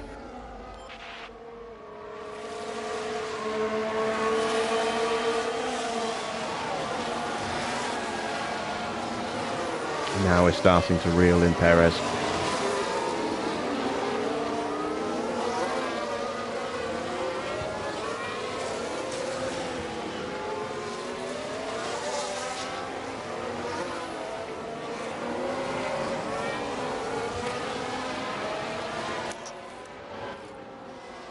Leclerc is still hanging on in there.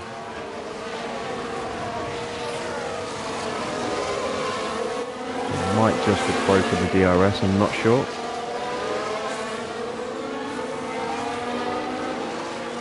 No, he got it. Can he keep it?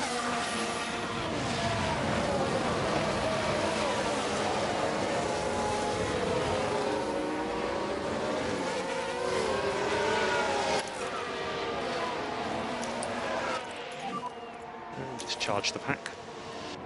Understood.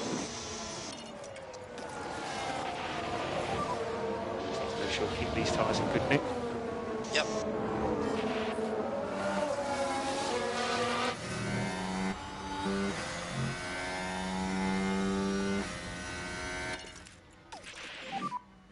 let's just manage these tyres. Copy.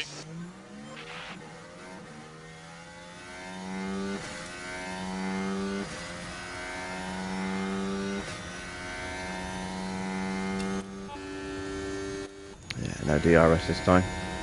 He is quick though. Definitely within range.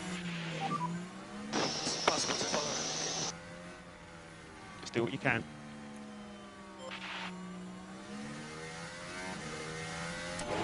It's not the end of the world if we don't drop him. I mean, it would have been nice, but as long as he doesn't drop Stroll. We need Stroll to stay in Leclerc's DRS so that he can defend against Max. And we kind of need Alonso to push a little bit. Get into Max's DRS.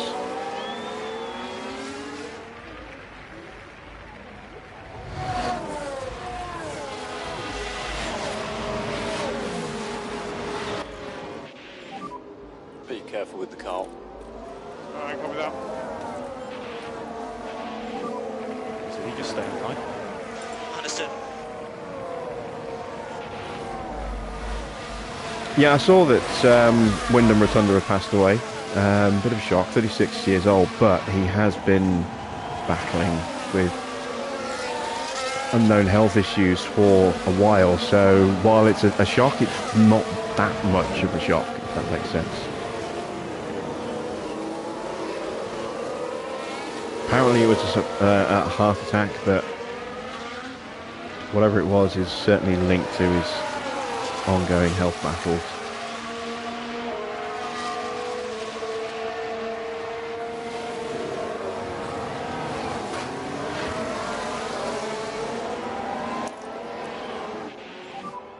Use the overtake.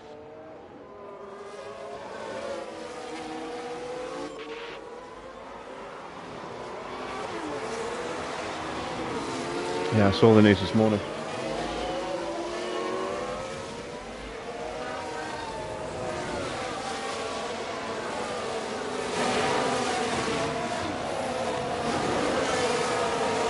For me, the bigger news is that Terry Funk passed away this week.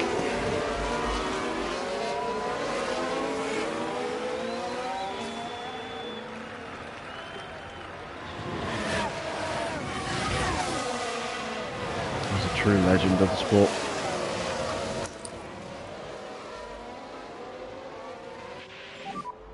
So just charge that back. Understood.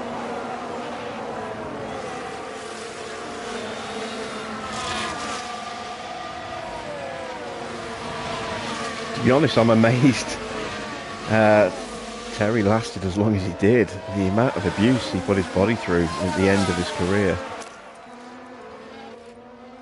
All that hardcore wrestling he was doing. But I mean, I saw some footage of Terry 6 months ago, and he looked a shadow of a man that he had been just a few years ago.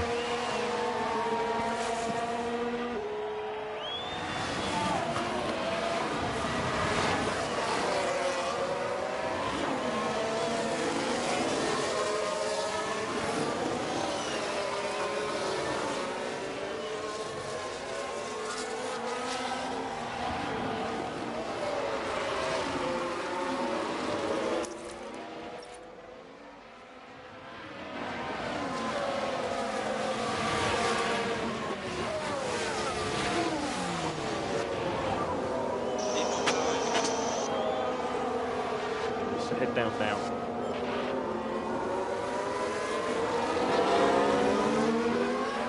Alright, we're in a good position here right now. Doing some solid fuel saving, keeping the tyres under control.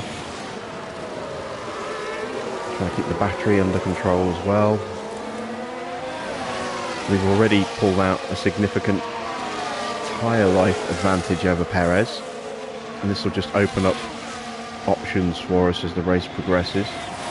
Either with the ability to push or maybe stretch this stint long enough to try maybe going for a second set of softs instead of a second set of mediums.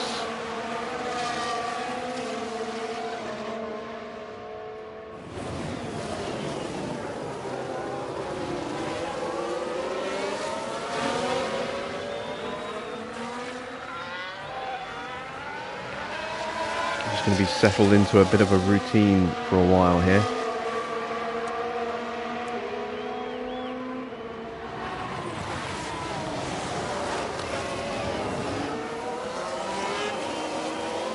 And Hamilton makes the overtake. Nice.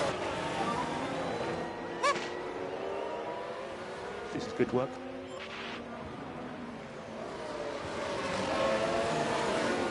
Yeah, I like wrestling.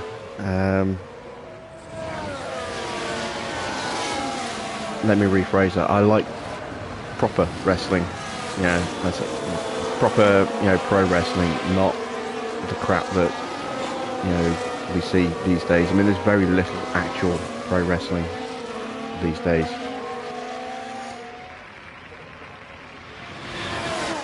Even WWE does a lot of very bad stuff. AEW, most of their stuff is just garbage.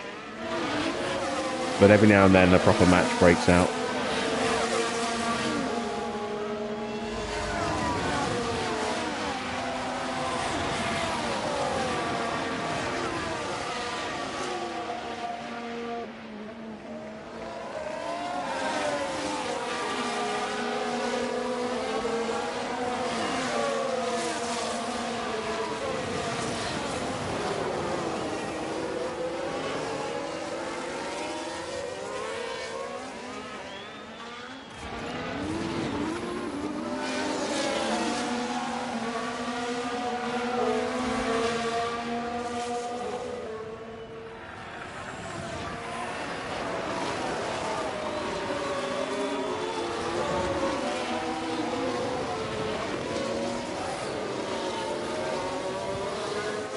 Guerrero and Henning, yeah.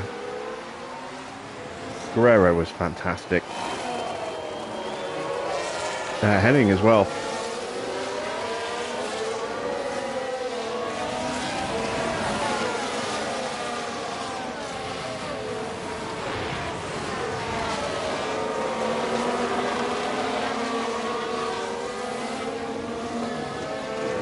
Savage was a strange one.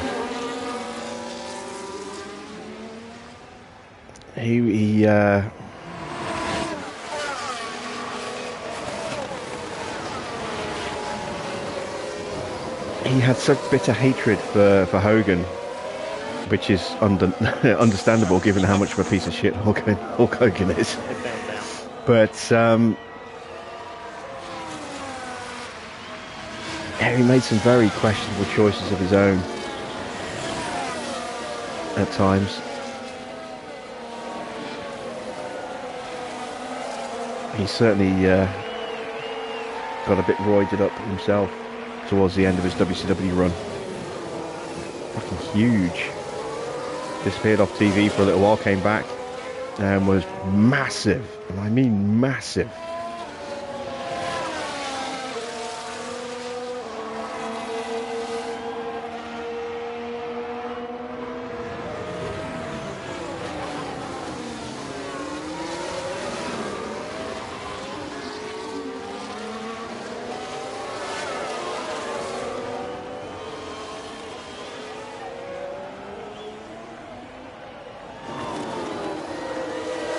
Big Daddy and Giant Haystacks. Oh God, no! Don't tell me you're a fan of Big Daddy.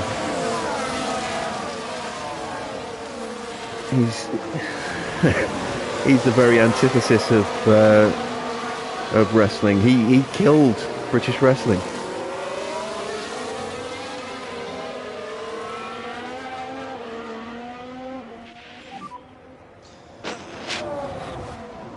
Lewis, we're still in this race.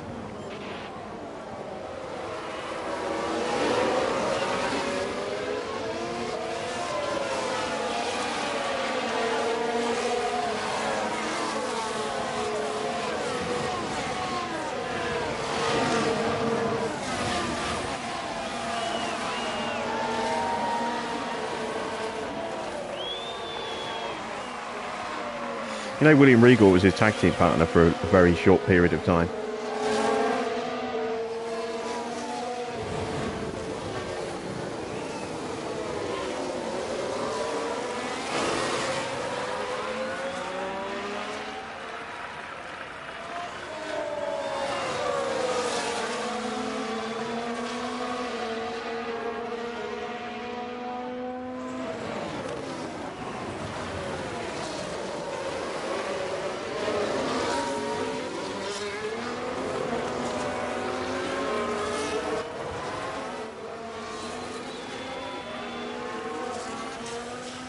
Let's take a look at the tyres.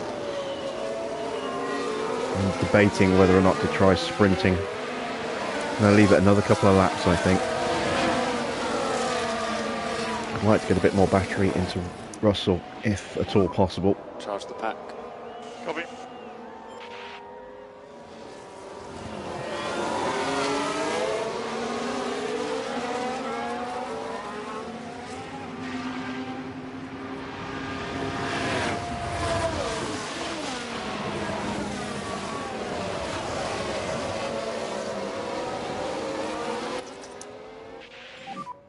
Let's just work on getting that pack back up.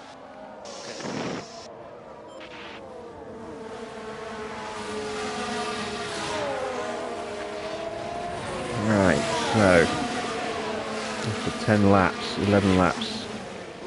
No, after 10 laps, we're on lap 11. Verstappen in 5th still. Stroll kind of hanging on. Field hasn't really spaced out that much. Well, bits of it have, but still a fairly competitive little train up to 8th place. You see there's Sainz at the back there. Then a bit of a gap, about 9 seconds back to Gasly. That's where it starts to break up a little bit. And then there's a big gap between Albon and Bottas.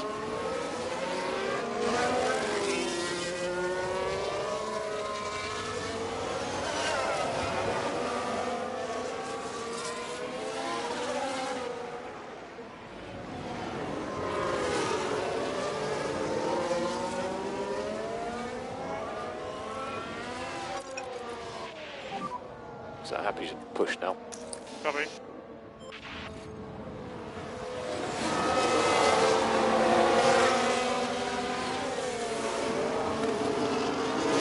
Be careful here, don't want Russell to get passed by Leclerc.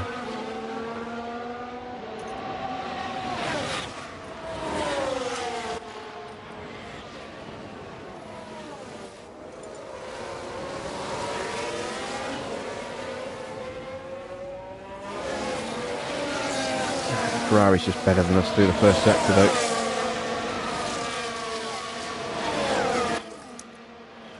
Alright, let's concede the position, charge the battery, and then retake him in a minute.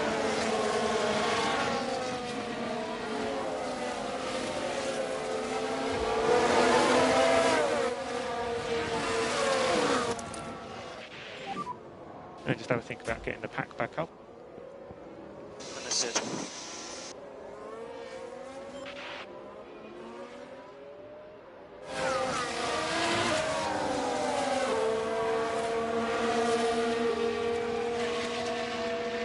Grange Hill, Why Don't You? I hated Why Don't You, but I remember Grange Hill. I used to watch Grange Hill. The old school theme tune. The original theme tune.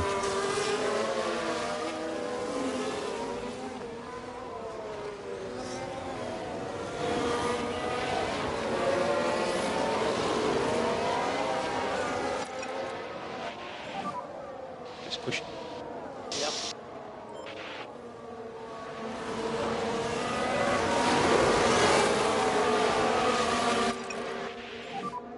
Happy to start reducing that management. Okay.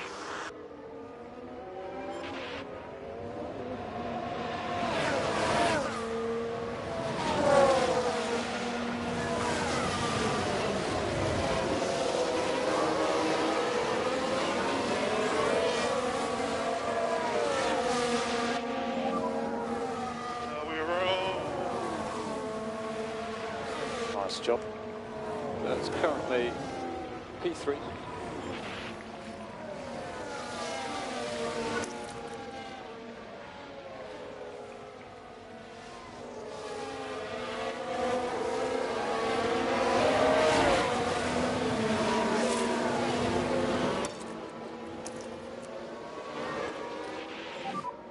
And we'll push. Yep. Right, let's see if we can break away. Might have taken a little bit too much fuel out, but I was kind of expecting there to be a safety car at some point in this race, which is why I took 4 laps of fuel out. Still plenty of time for that to happen. Even a VSC.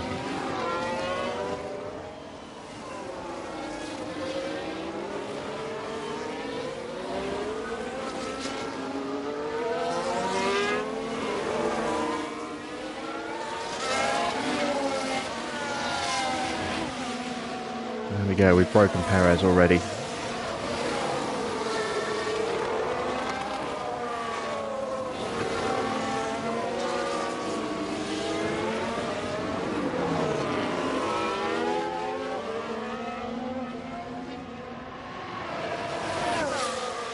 Gonna push for another lap.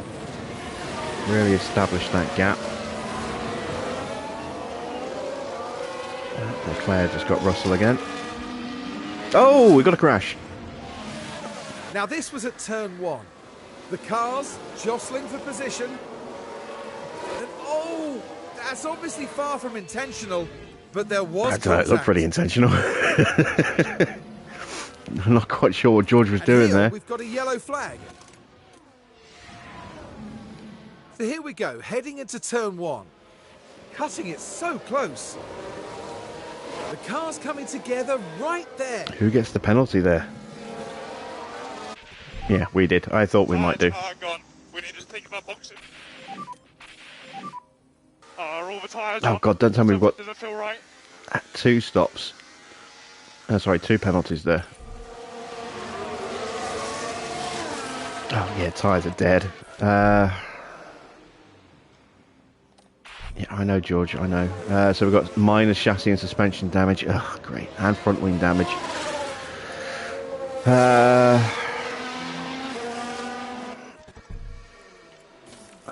got no choice. Got to change the strategy.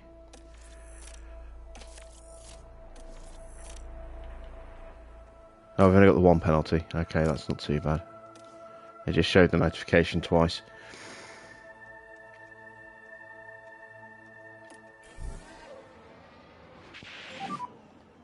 Box. Copy, box.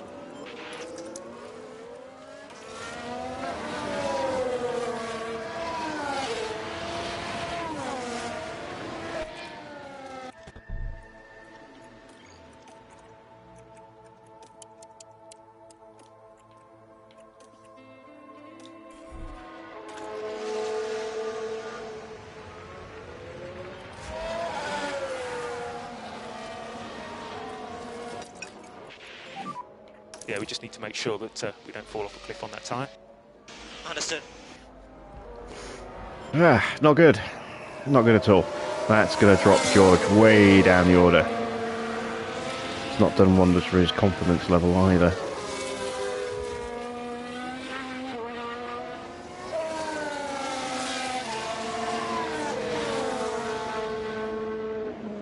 At least we managed to get back to the pits without picking up a puncture.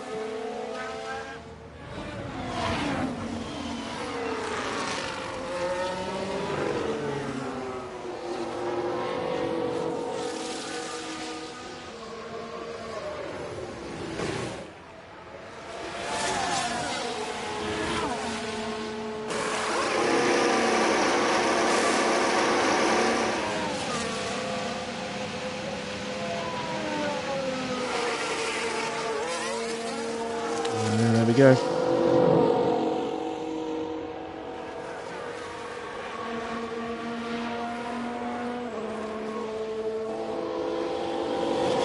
Drop us all the way down to 19th. Ugh. Took the fastest pit stop though. 13.7 seconds is the fastest stop. The only stop.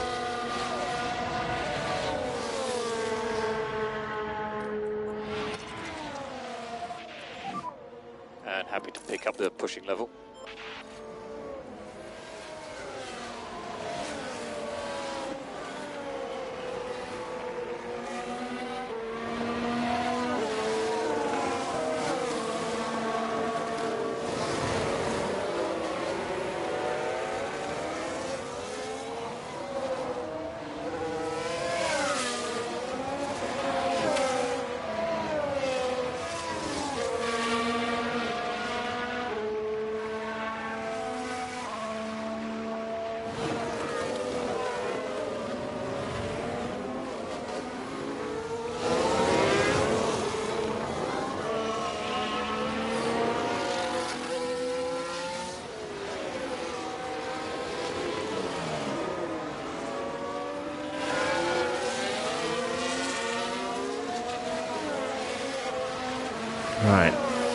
far back up into the points can we get George?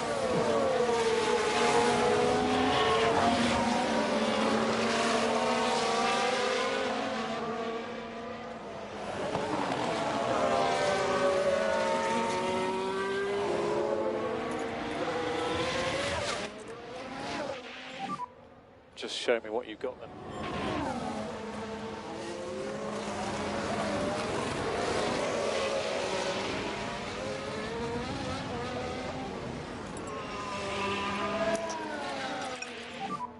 Push and hold, overtake. Yep. 4-second lead over Perez. Alonso has got past Verstappen, but unfortunately the Ferraris have kind of dropped. It's good and bad. It's good for the constructors, it's bad for the Drivers' Championship.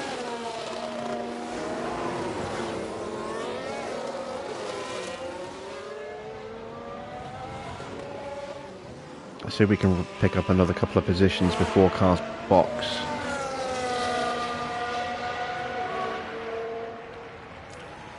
Speaking of, Max is in.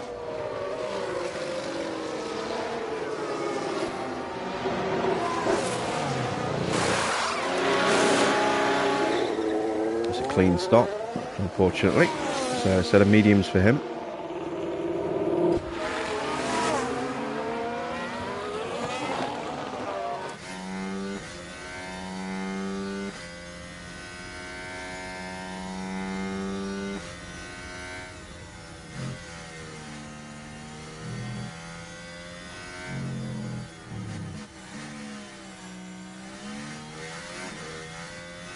So Yuki's boxed from behind us.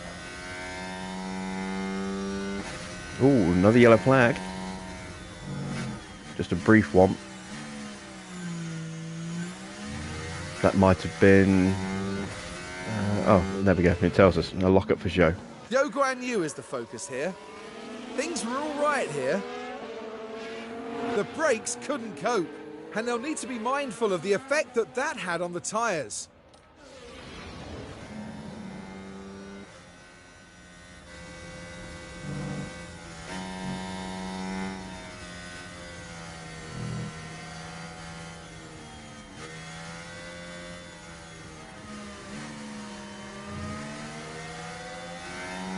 It should be a straightforward pass to get both of them.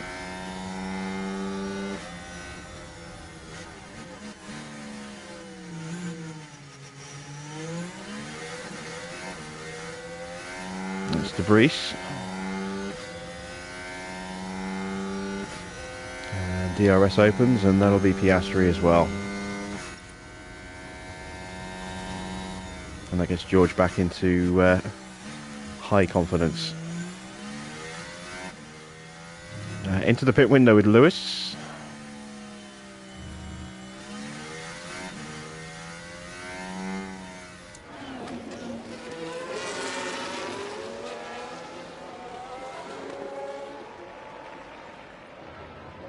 Albon box is in front of us. So the medium runners are starting to box now.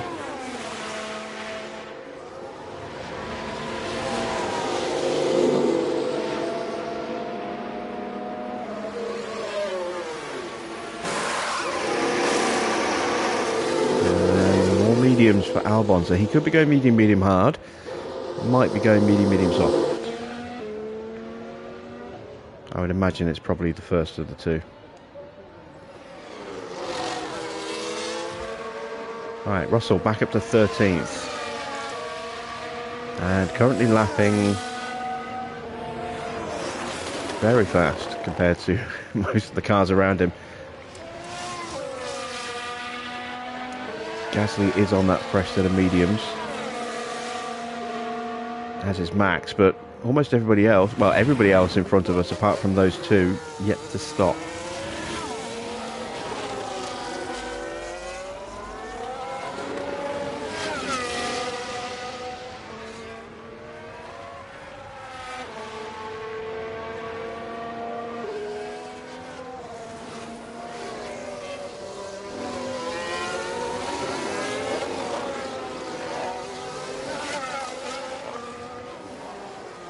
There'll be no 1-2 finish tonight.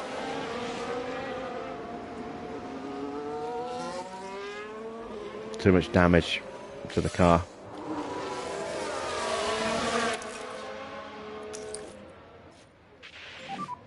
Charge the pack. Copy.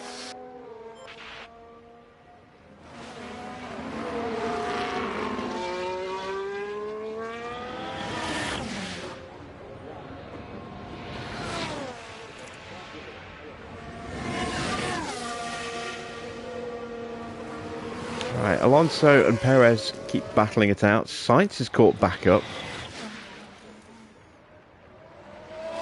And this is slowing everyone down, which is excellent. The gap is increasing. It's up to almost 6 seconds now.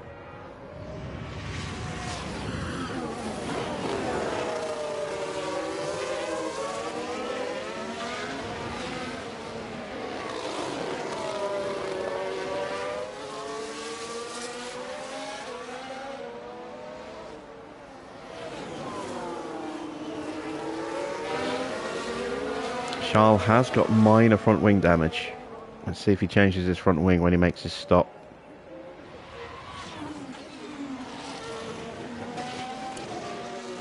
Oh, Alonso into the box.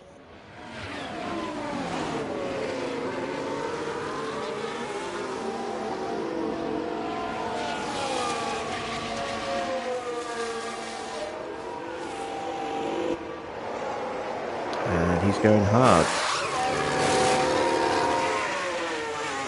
Is that going to be a one-stop attempt, or is that more likely going to be a soft hard, sorry, a medium hard soft? That's what my money's on.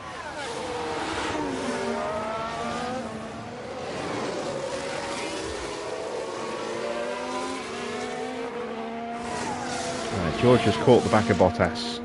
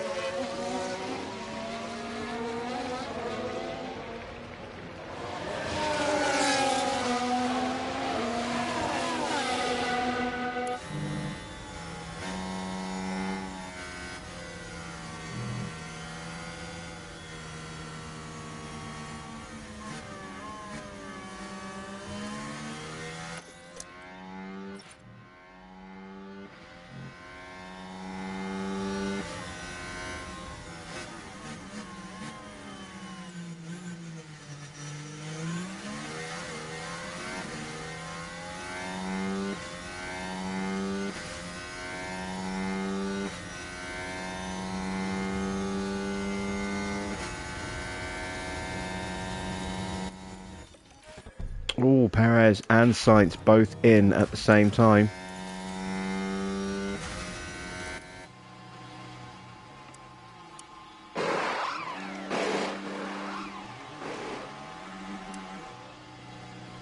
New mediums for both of them. So they look to be on the same strategy as Lewis.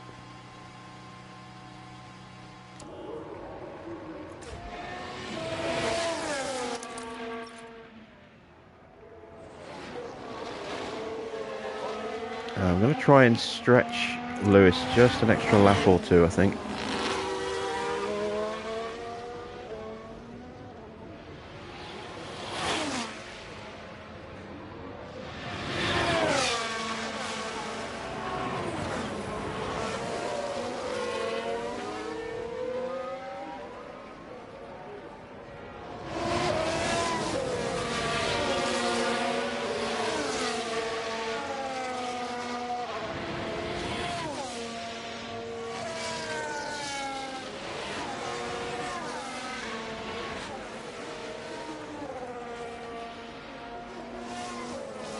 Actually, I'm looking at how much the tyres have degraded just on this lap alone. Yeah, we'll box him this lap.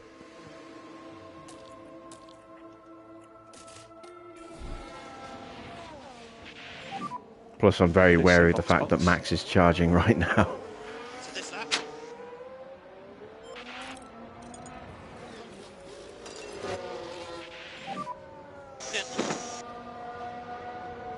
I'm looking at the wrong driver.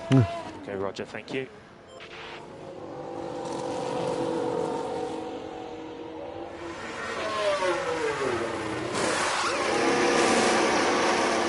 Okay, clean stop. Not amazingly fast, but clean. So the next thing is traffic. There goes Max.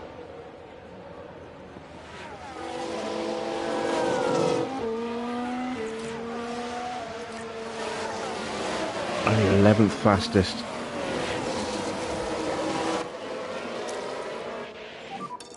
Use the overtake. Understood.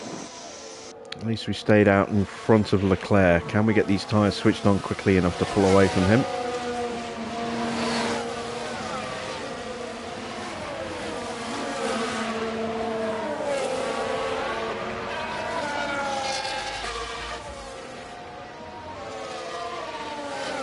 Russell, meanwhile, has caught the back of Magnussen. Just reduce your speed. Copy.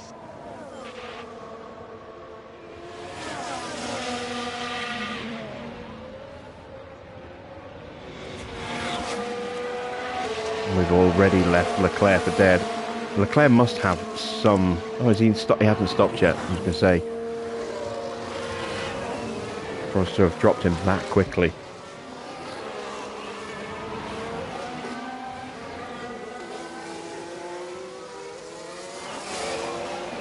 Right, this should be a straightforward pass.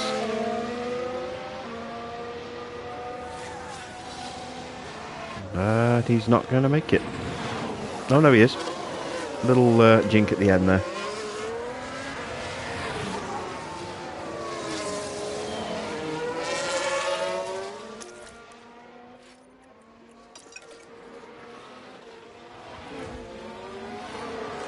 Leclerc finally boxes.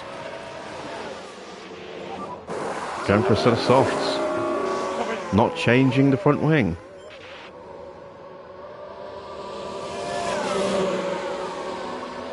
Does that mean he doesn't have a spare front wing? He's going to get out ahead of George. That's not surprising.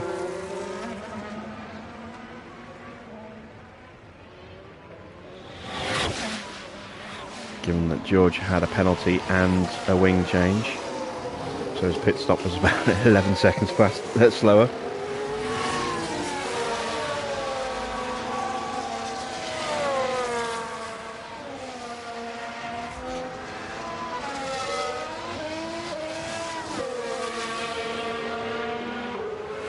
Max is off and away. 1:39.1 on his last lap.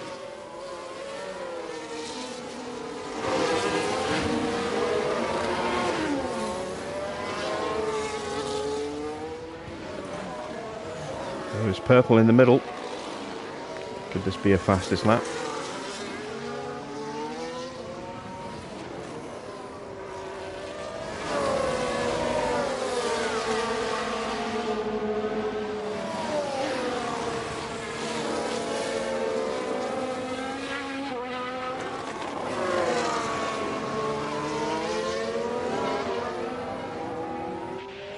Yes, it is. And you are the fastest on track. 1:37.7. Nice.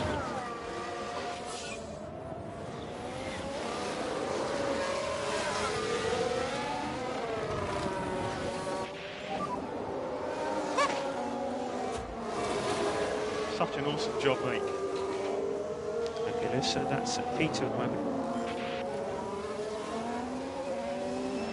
Ocon on a push right now.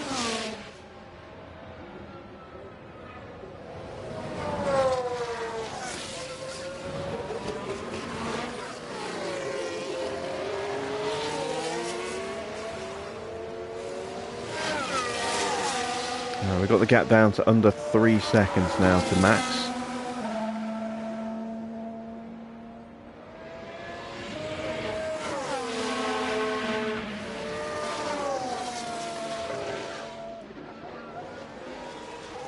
You can see the difference between our tyres against those softs of Ocon. He's all over the back of us.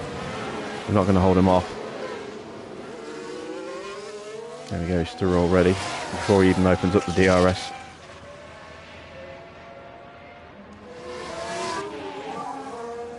I'm equally there. I cannot do anything.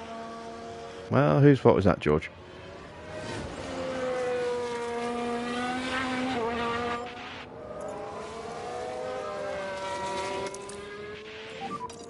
so we are low on battery at the moment. Another new fastest lap, a 1:37.3. Fastest lap. It's about 4/10 faster than our previous lap. Yep. And we're out of battery now. Just charge the pack. Understood.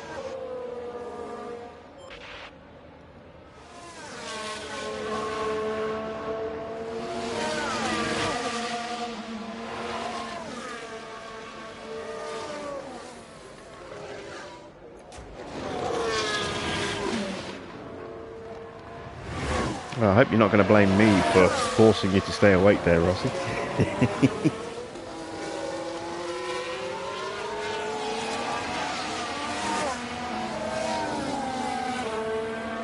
But if you're going to have to stay awake, you may as well stay in the chat and have some fun with us.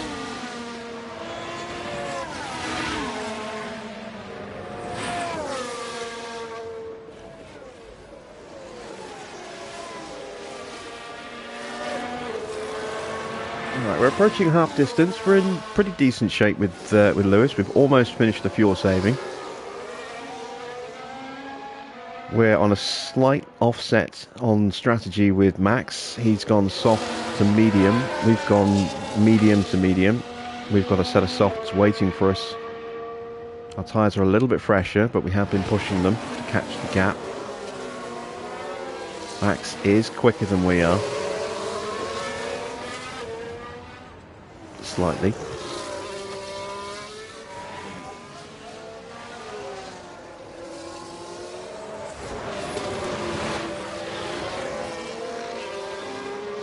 I don't know if we can actually close him down. Perez is pushing right now, trying to catch up. 1:37.9.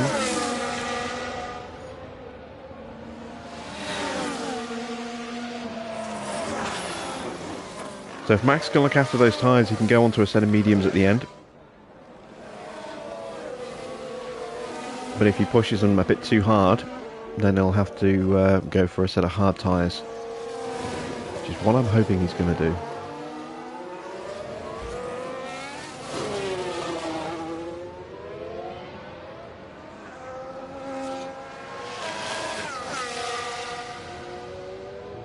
We've got options with George. We can keep him on the strategy he's on,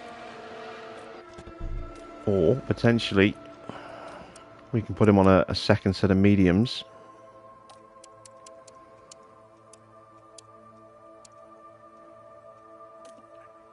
Bring him in a little bit earlier. Let's see.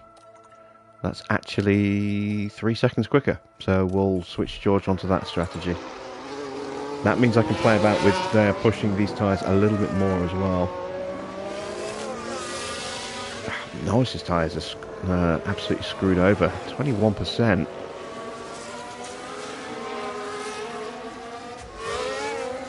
I was going to say, where is he? There he is. He's right in front of us. He's the only one who hasn't stopped yet. He's got to be coming in at the end of this lap.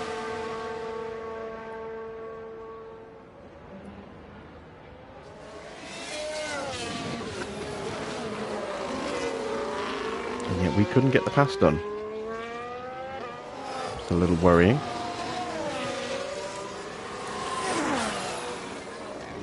We are closing on Max. We've got the gap down under 2 seconds. Max's tyre's starting to drop off.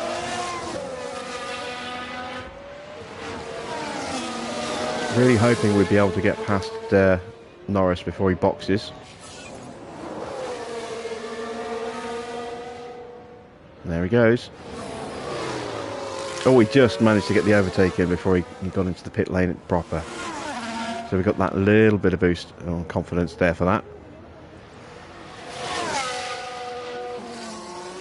Do I remember the Terrahawks? Yes, a little bit.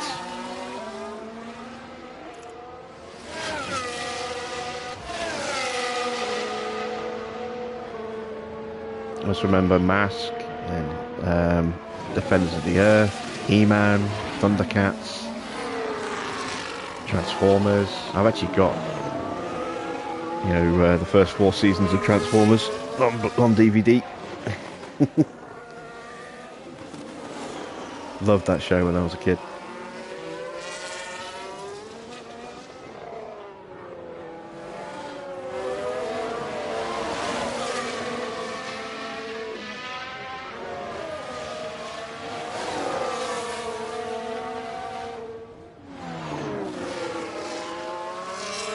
Oh yeah, it's been so much nicer, and so much quieter since Aiden moved out.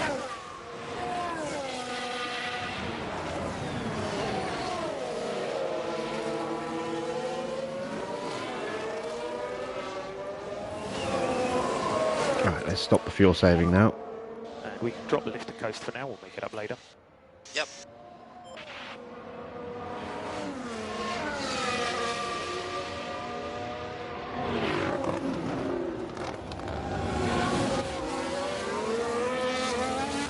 And same with George, we can stop the fuel save there as well.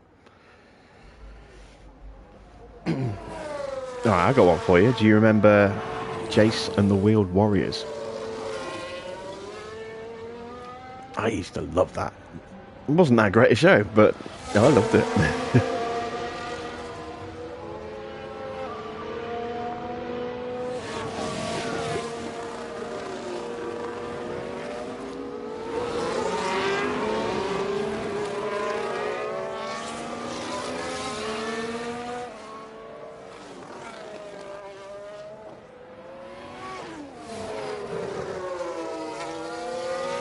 And Dungeons and Dragons, that was another one of my favourites.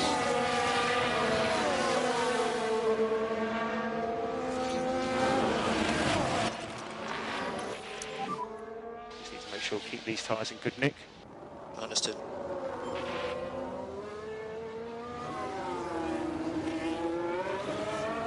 And who can forget Dogtanian and the Three Musker Hounds?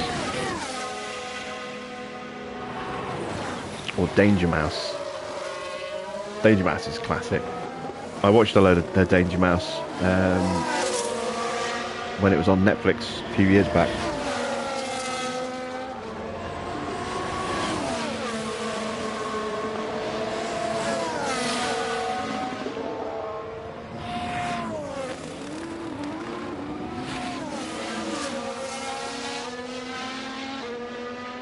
I remember the theme tune to Dogtanian.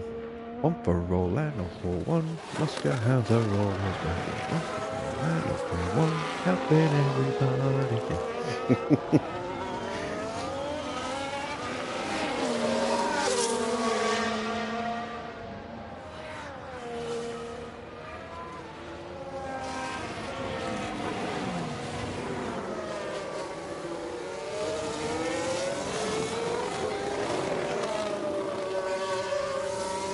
The original Inspector Gadget cartoon was one of my favourites as well. Although I think that might be... Was that 80s or was that pushing into the 90s?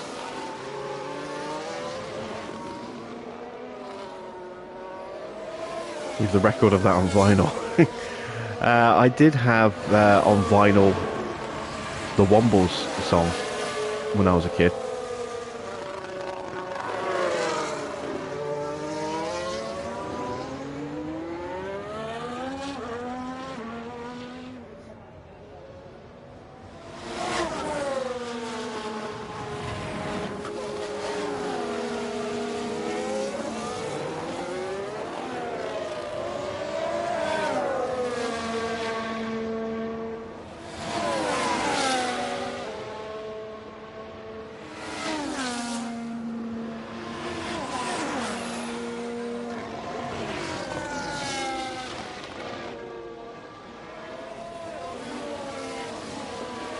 Danger Mouse was early 80s, as was the Wombles.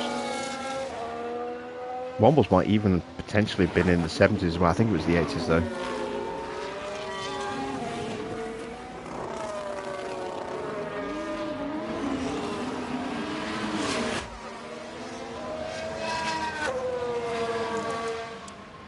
Alright, we're starting to match pace with Ocon.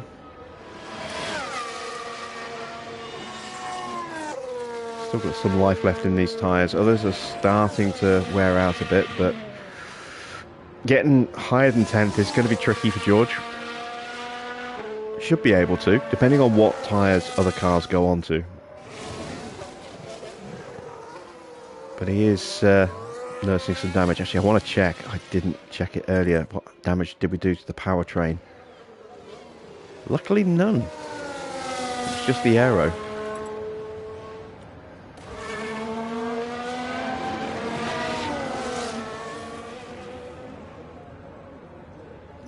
letting Max do all the hard work, punching the hole in the air for us here. We're just looking after the tyres.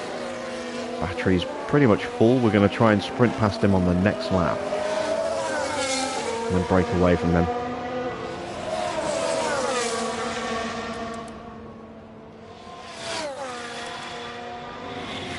Got a nice healthy tyre advantage, so we need to get in front and start taking advantage of that.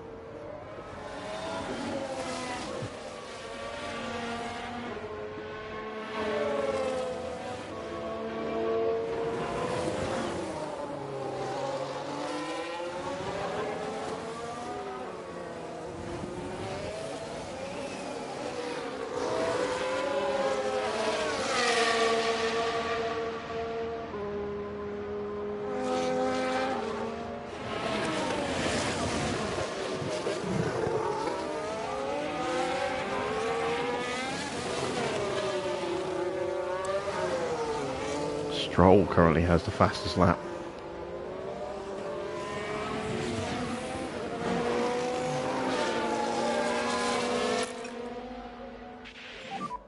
So stop and charge. I think Max might be trying to speed up, trying to break away from us.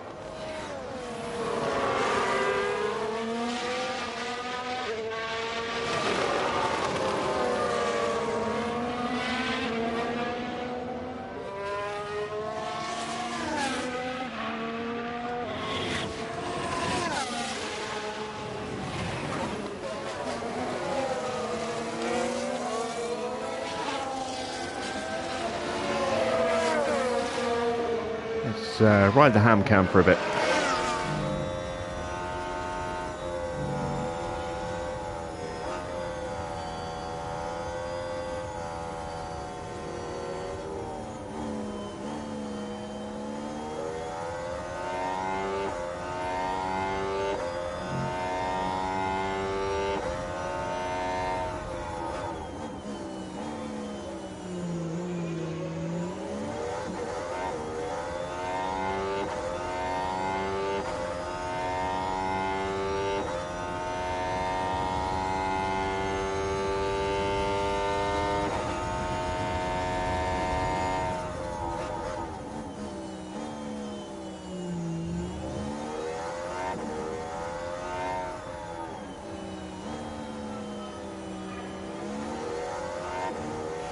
Well, if Max was pushing, it wasn't for very long.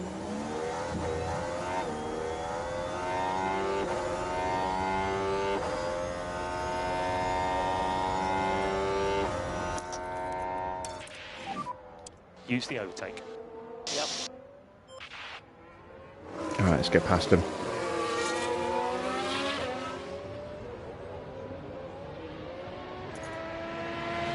Sold him a dummy.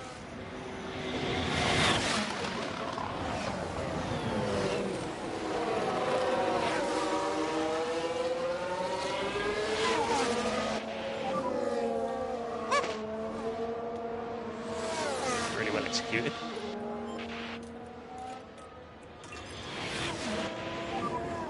So it's hammer time.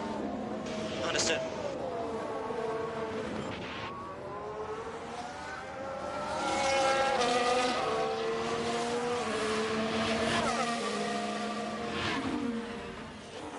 So we are going to drag Max along on this straight, but we're going to get DRS as well off the back of whichever Alpha that is. I think it's Joe. Yeah, that was Joe. Oh, we didn't get the DRS.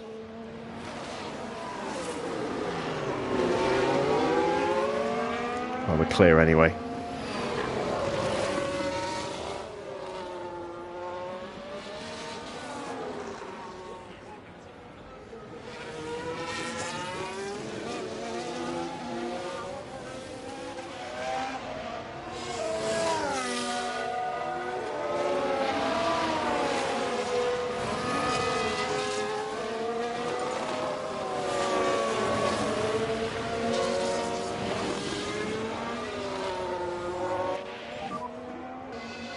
Fastest lap. 136.6. Nice and speedy, and we got Lewis into peak confidence as well. Just.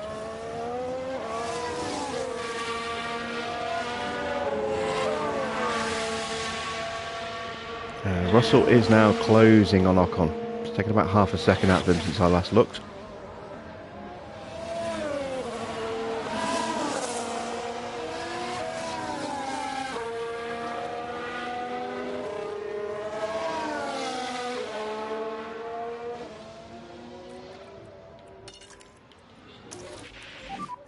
Yeah, we just need to make sure that we don't fall off a cliff on that tyre.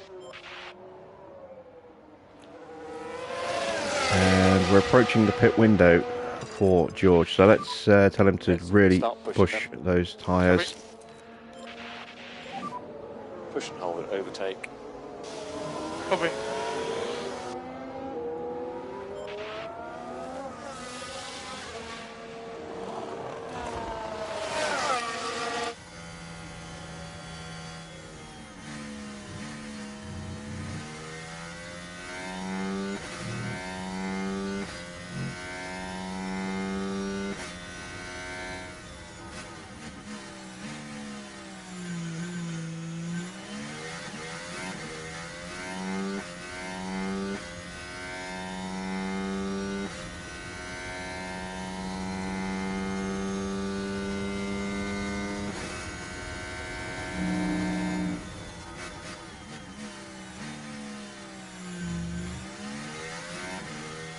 Alright, Sainz is in.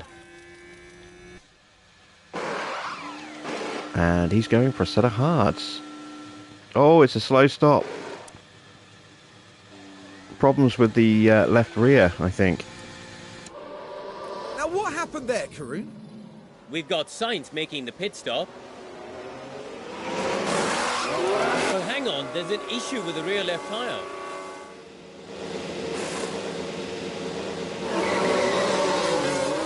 Well, that helps out George.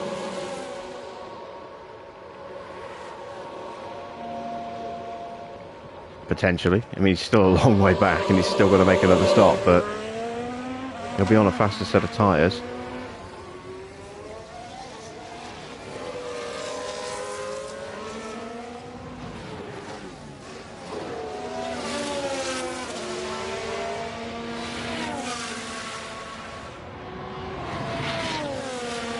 And we are eating up the ground to Ocon right now.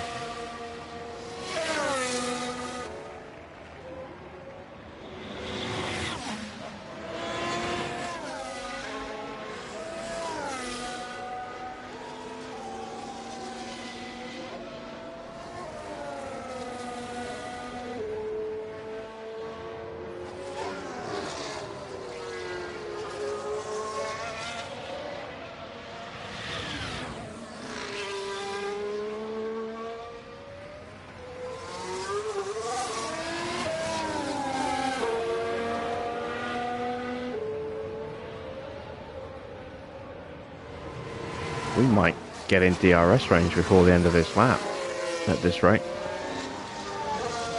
Those tyres must be dying. Yeah, down to 32%. Can we overtake him before he boxes? That would be great, because that would give us a nice little confidence boost. Get George's stats up a little higher.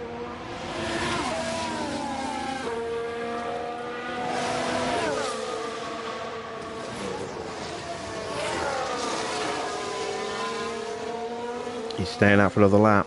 I don't think we got the DRS. Oh, we did.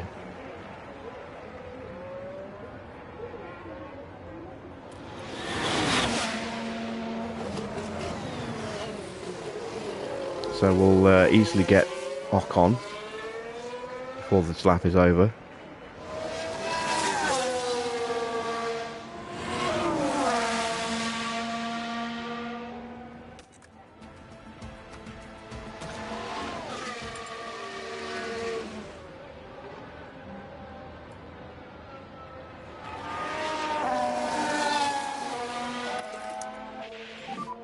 Charge the pack.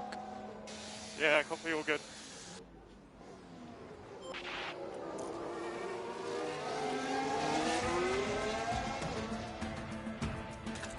Okay, we're on target with Lewis. Max's box. So this will be mediums.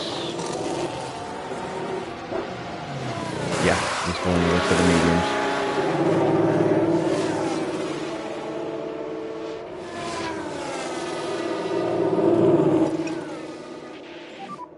And let's push.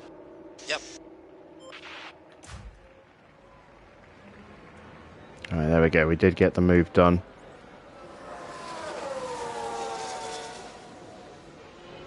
I'm going to go one more lap with George.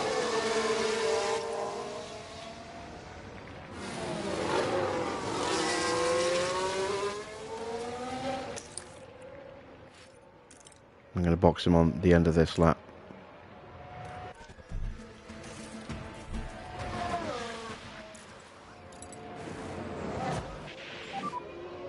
Box. Alright. Yes, box. Pit stops for Leclerc, who has gone for set of mediums and has still not changed his front wing. Gasly's gone mediums. Ocon's gone mediums.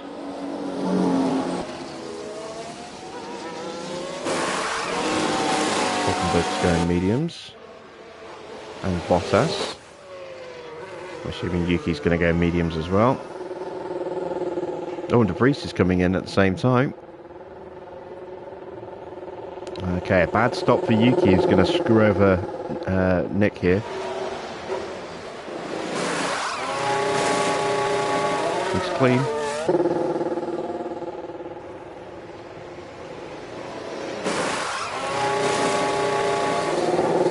Another clean stop. No quick stops as well. I think they're faster than our stops.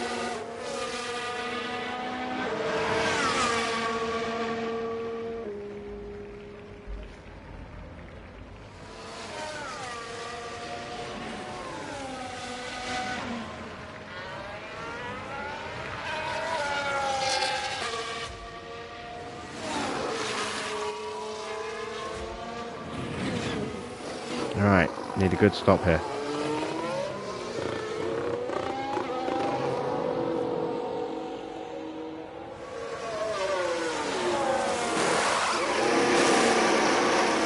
There we go, 2.2, that's not bad. Just keep an eye on your mirrors.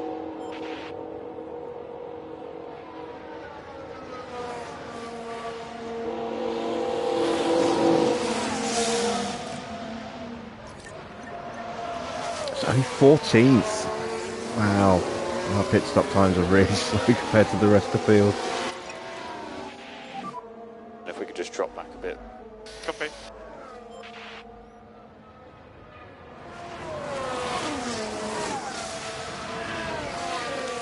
Okay, so this is the reason why I wanted Ocon. I stayed out an extra lap longer than Ocon, is I wanted him to get back in front so we could overtake him again and try and get that boost to our stats again. Right, we are 2 laps away for Lewis, so let's kick it into overdrive.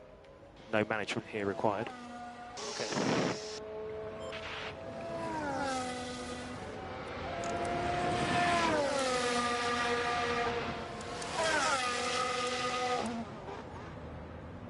21 seconds to max. It's not going to be enough to stay in front, I don't think. Well, it might be. It'll be close.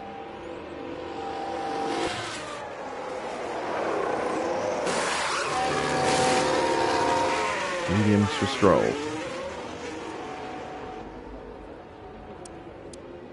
So who else is yet to stop? Perez, Alonso. Magnussen's yet to stop. That's going to put us back into the top 10 by default. Sargent is not going to be an outcome on this race, nor Zhou, so... Okay.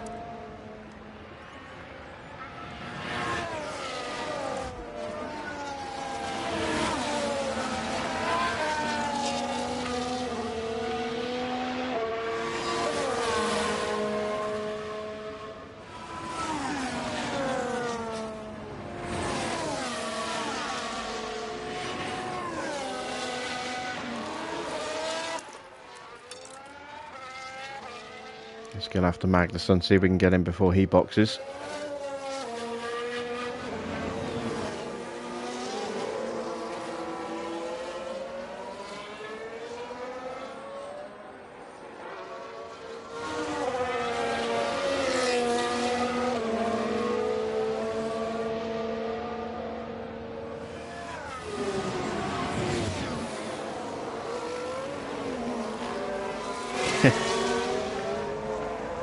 Buying a lot of books. I've been buying a few audiobooks. You know, I bought 2 more today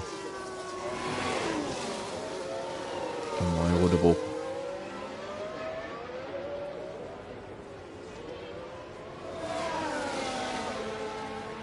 Bought Heaven's River, which is book 4 of the Bobbyverse series. If you haven't read or listened to the Bobbyverse books, highly recommend them.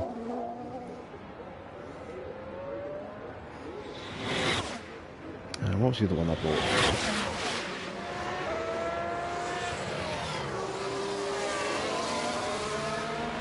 I don't know what the other one was now, off the top of my head.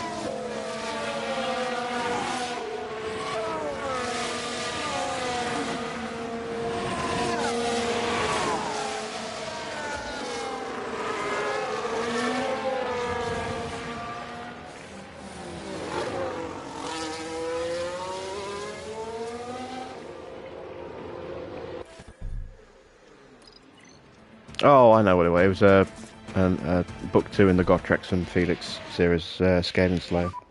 Box. In the box is that.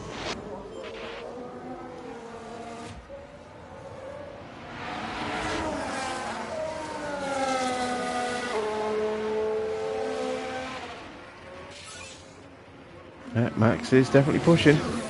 That fastest lap ain't going to stand. I'm going to destroy that on the full push with soft tyres. Oh, hello. Is this a VSC? Here we are, we're looking at turn 11. Oh, and the car locks up. Now, they did leave it very late.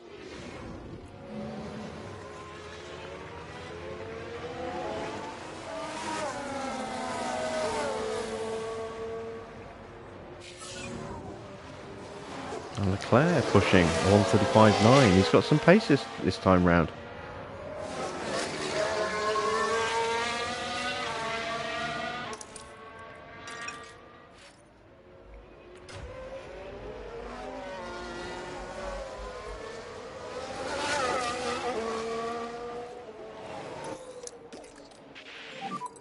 So just charge that pack.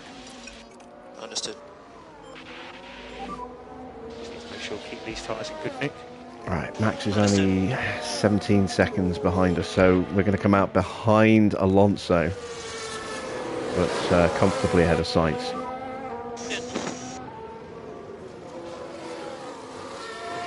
Okay, copy.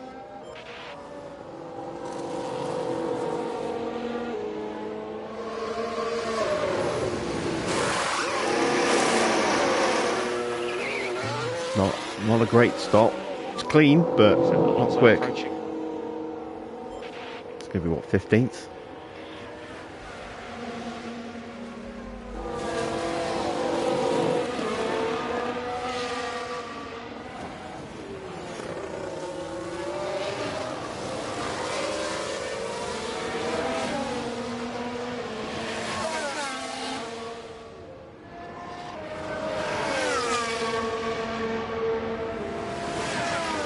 We were closer to Alonso than I was expecting there.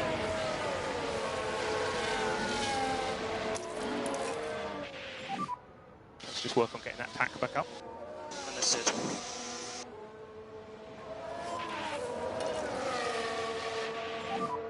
Yeah, we just need to make sure that we don't fall off a cliff on that tyre. Yep.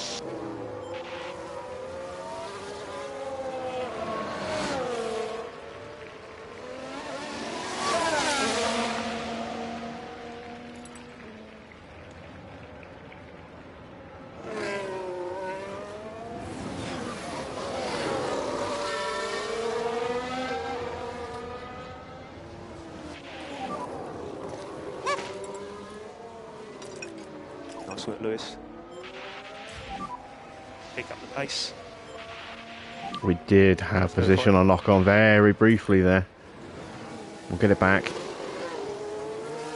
Is this worth buying? Depends on whether you like this type of game. I mean, I love it personally. I think it's worth the £45 asking price.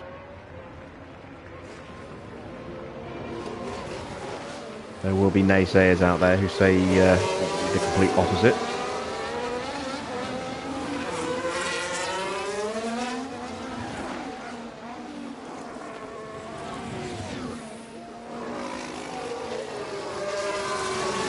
And Perez boxes.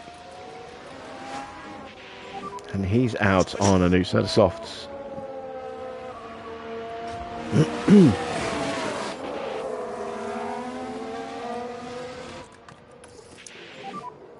Overtake is available.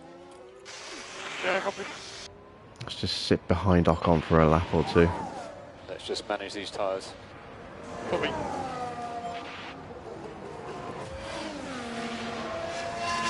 Alright, so 5 seconds behind Max.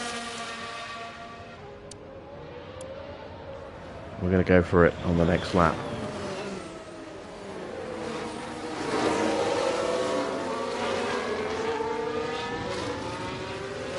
Is it improved from the 22 version? Yeah, much improved. There's still room for improvement. There's still things that are missing, things that bug me, but it's a much more challenging experience in the races.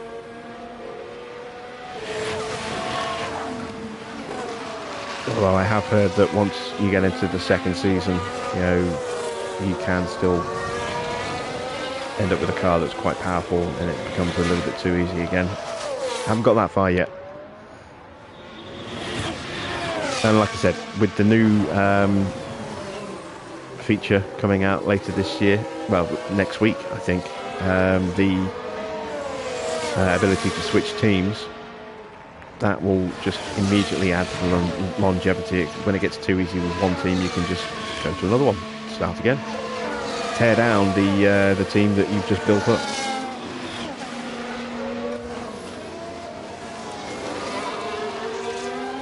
Right, we've gone a bit overboard with the slowdown for Russell there. Dropped him out of range. Right, Max still pulling away from us, but our tyres are up to temperature now. Got a little bit of spare fuel.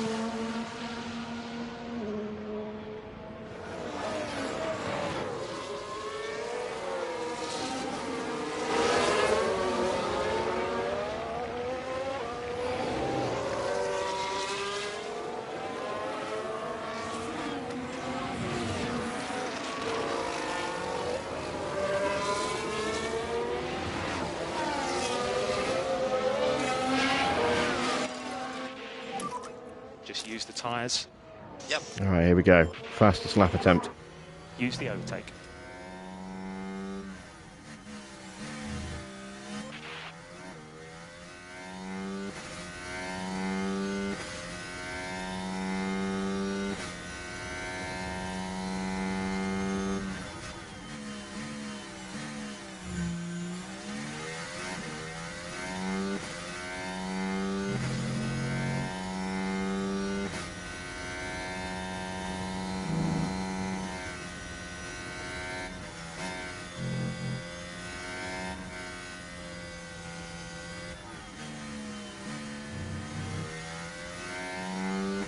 No purple in the first sector.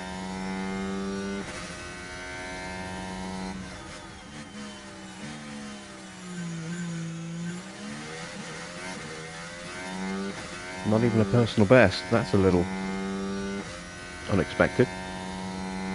Yellow flags. Yellow, yellow. Let's take a closer look. Now we see this was at turn A 15. Haas having problems. What a surprise. Struggling with the car. By that point, it was just too late.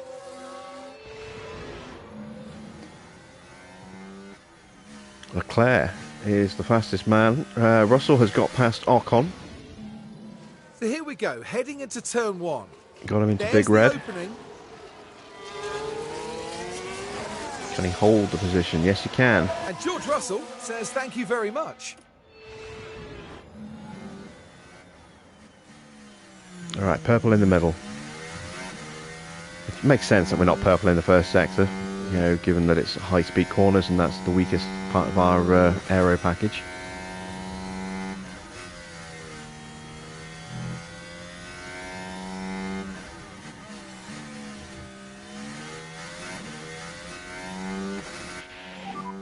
You're fastest man on track.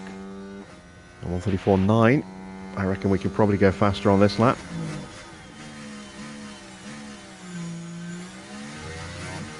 That's Max.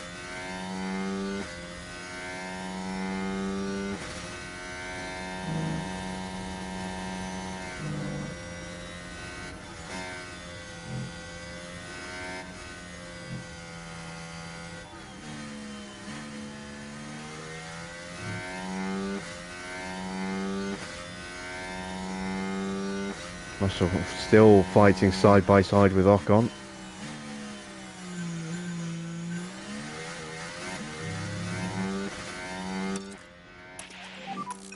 Happy to start reducing that management. Try and break him away from Ocon now. Push See if we can get on the back of Gasly. I think 8th place is the best we can do with George today. But it's more points.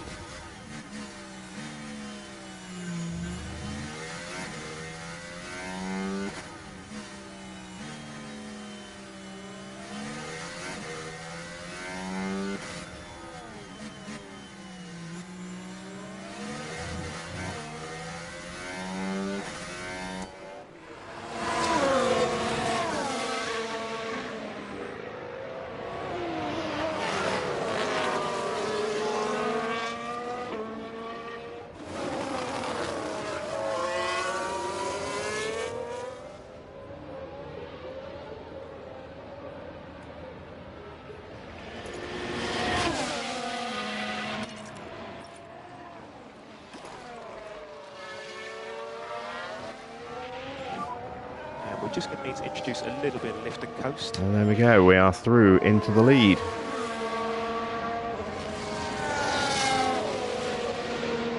Now we just got to hope we don't melt the tyres.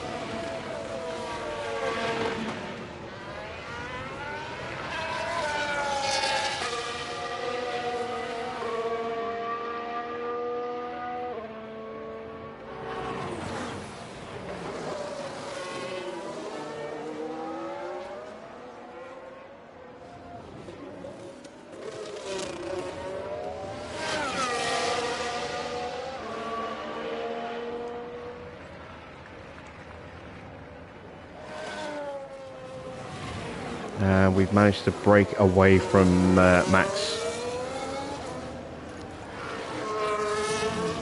enough that we can now hopefully just sit like this. Pack back up. So we are low on battery at the moment. And pull away from him. Right, let's concentrate on getting Russell past Gasly.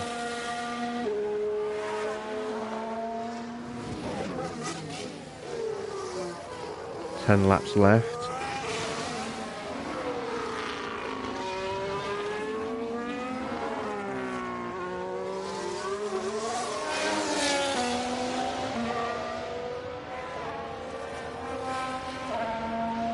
Just going to top up. Let's stop burning the fuel. Let's stop burning the tyres.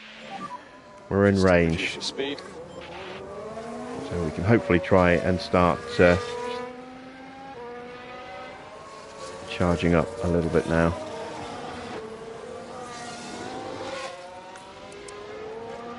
Let's see, Stroll is doing 138.7s.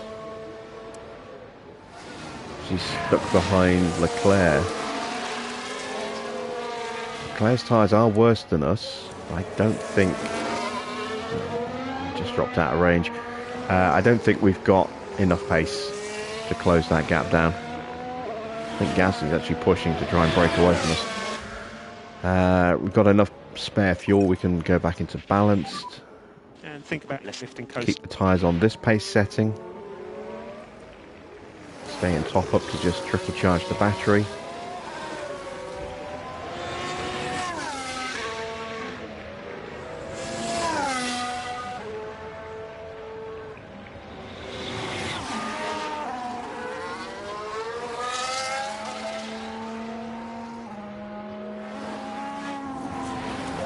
Unless you do remote play on the phone. I've tried this game on remote play. It's okay. It's a little fiddly though when it comes to doing sliders for setups.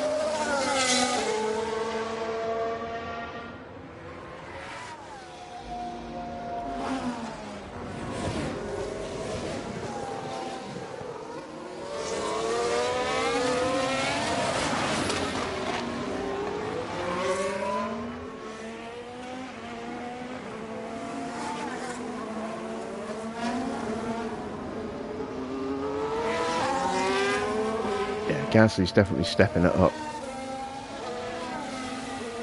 And we burnt all of our battery to catch him up in the first place, so we can't really respond to that.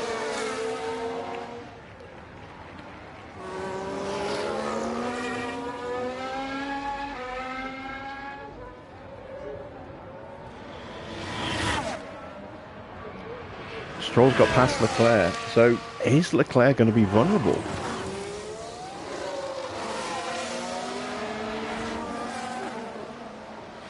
It's a long shot, I think.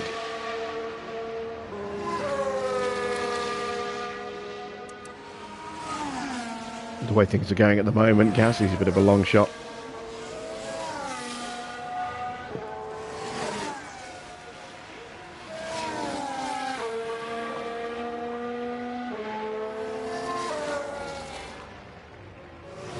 So as things currently stand, we're looking at 4 wins on the trot for Lewis. With the fastest lap as well, it's another 26 points for him.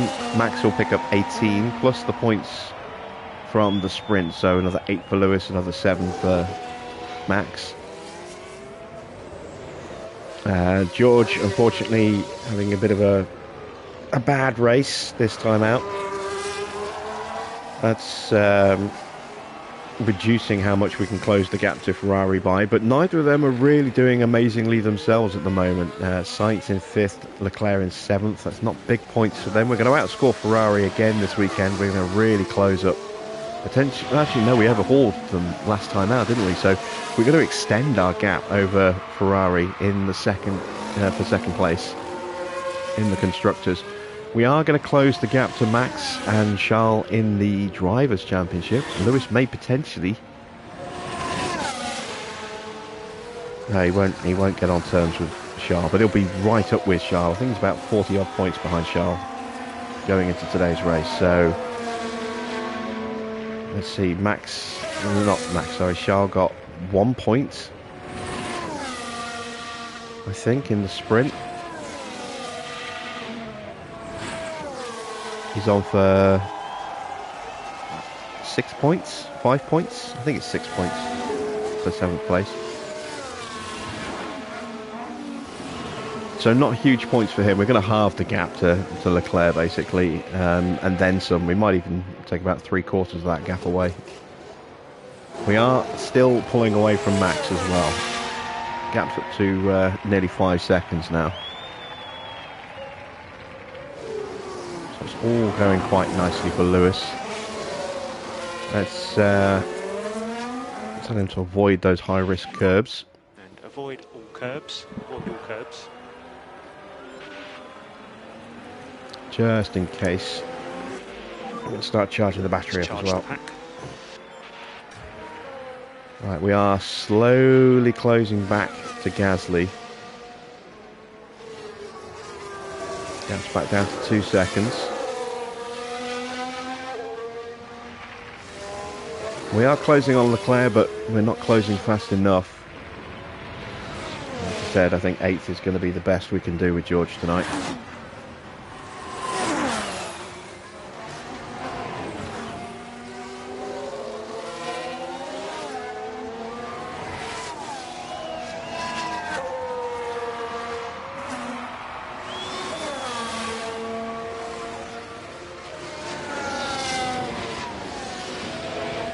No, yeah, I remember you from my farming sim days, Rossi.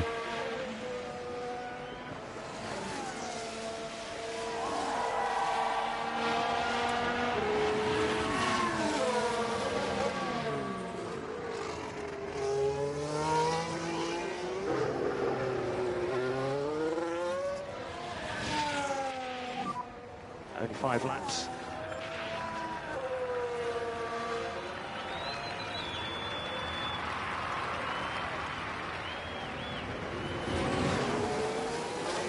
Right, got a bit of traffic coming up. We've got...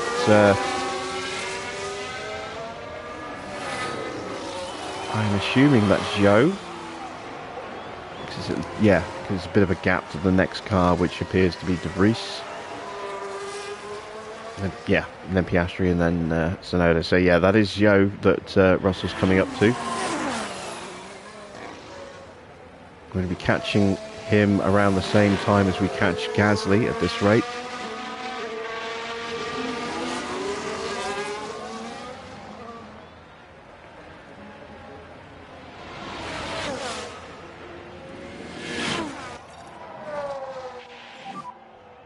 Make sure keep these tyres in good nick.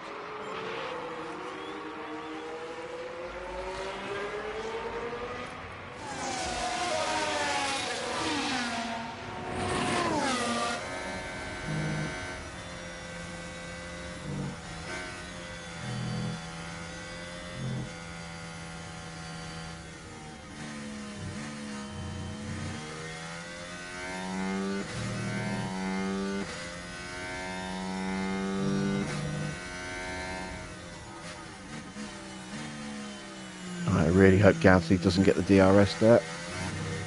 I don't think he's close enough. And 4 laps remain.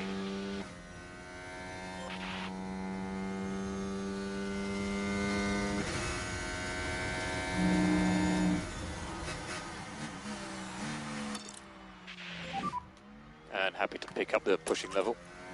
Covering.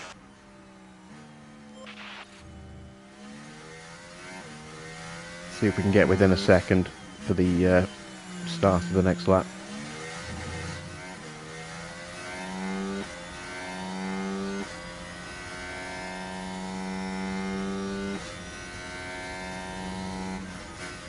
I think we just missed it. That's going to be close. We might have got it. We did. Nice.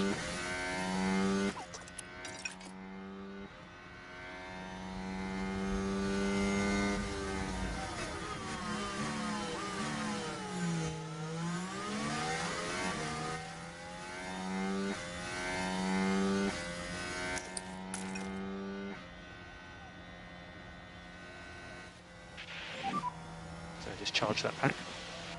Yep.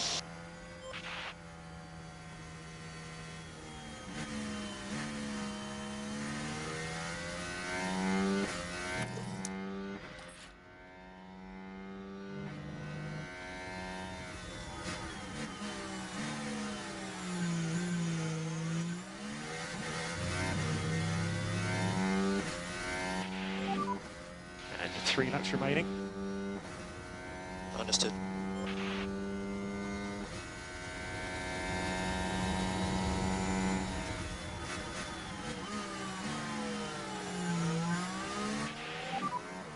No grip out here. Surface temps is still cool. Yeah, taking a risk by keeping Lewis's tyres cool. But I'm just trying to reduce the wear on the car as much as possible.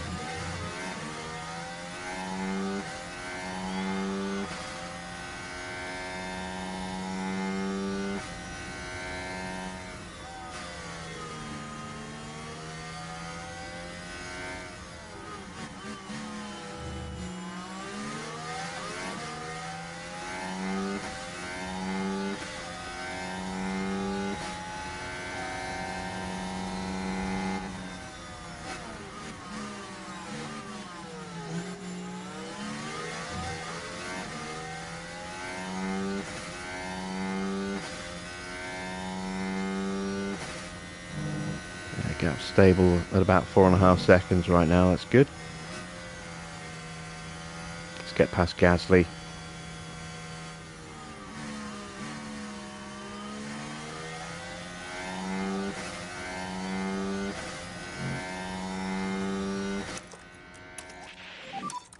push and hold, overtake. Yeah, agree. How many laps there, mate? And 2 more laps.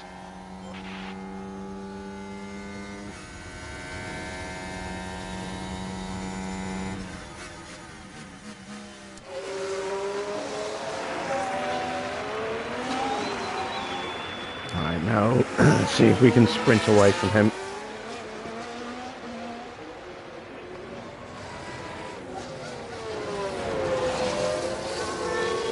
Got George into peak confidence. Oh dear. Yeah, got George into peak confidence at just about the right time. To solidify 8th place. And if something happens to Leclerc or Stroll, or both of them, we might be able to capitalise on that.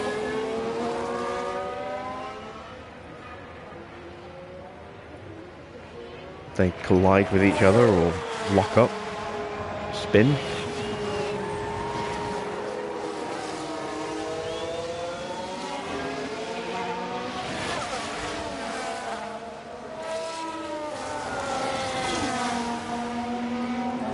Yellow flag.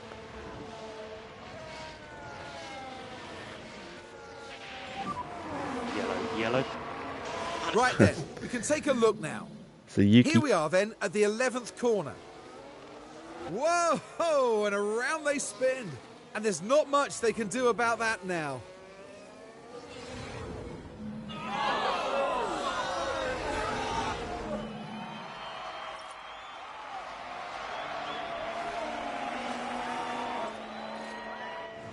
Alright, we've got the gap that we need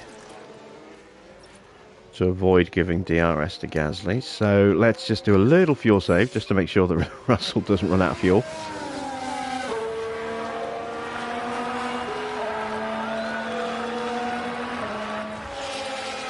Meanwhile, this man's starting his final lap.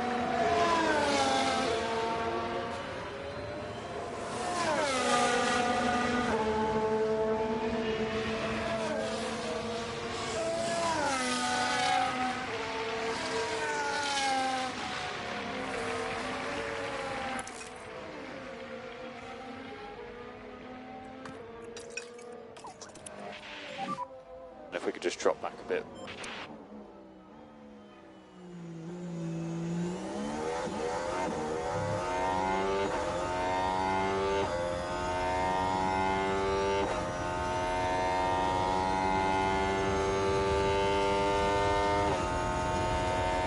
Russell can just bring the car home now.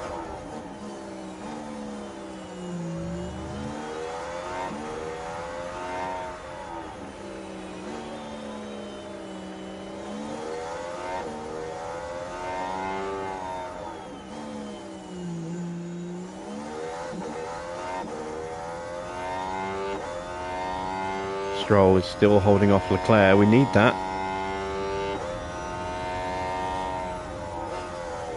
Seems odd to be cheering on Lance Stroll, but there we go. As we come out of the final corner, up to the line, that is 4 wins on the trot for Lewis Hamilton. Get in there, Lewis, man. Really so happy for everybody. Oh, and it's Hamilton! Lewis Hamilton with the win today. And at the end of that final lap, Hamilton has secured the win. Just an incredible demonstration of why they belong in Formula One.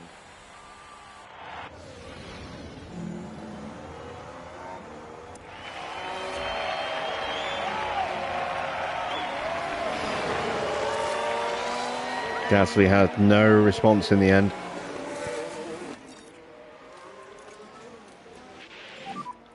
Let's just manage these tyres.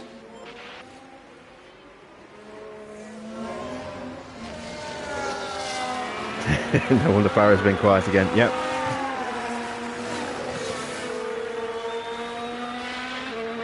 I'm surprised you were still talking to us after the sprint.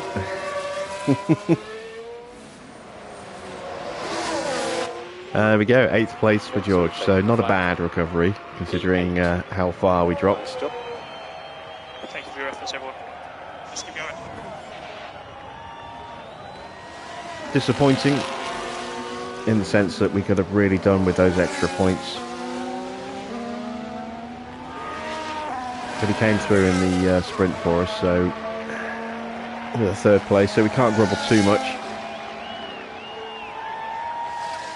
And he's been instrumental in achieving some really good results for us so far this season. So we can give him the odd faux pas here and there.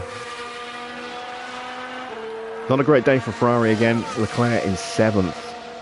So not many points for him. That helps us in the Drivers' Championship as we hunt down 2nd place to then maybe, if we're lucky, launch an attack at Max. Wow, what a fantastic drive from Lewis Hamilton. Incredible. That was a really well-deserved win. They got their race strategy absolutely spot on. And you love to see this. The whole team celebrating this magnificent result. And Lewis Hamilton takes to the podium once more, adding yet another trophy to his legacy. 4 superb wins to their name now this year, and it's been a pleasure watching them drive. So, ladies and gentlemen, your podium for the United States Grand Prix.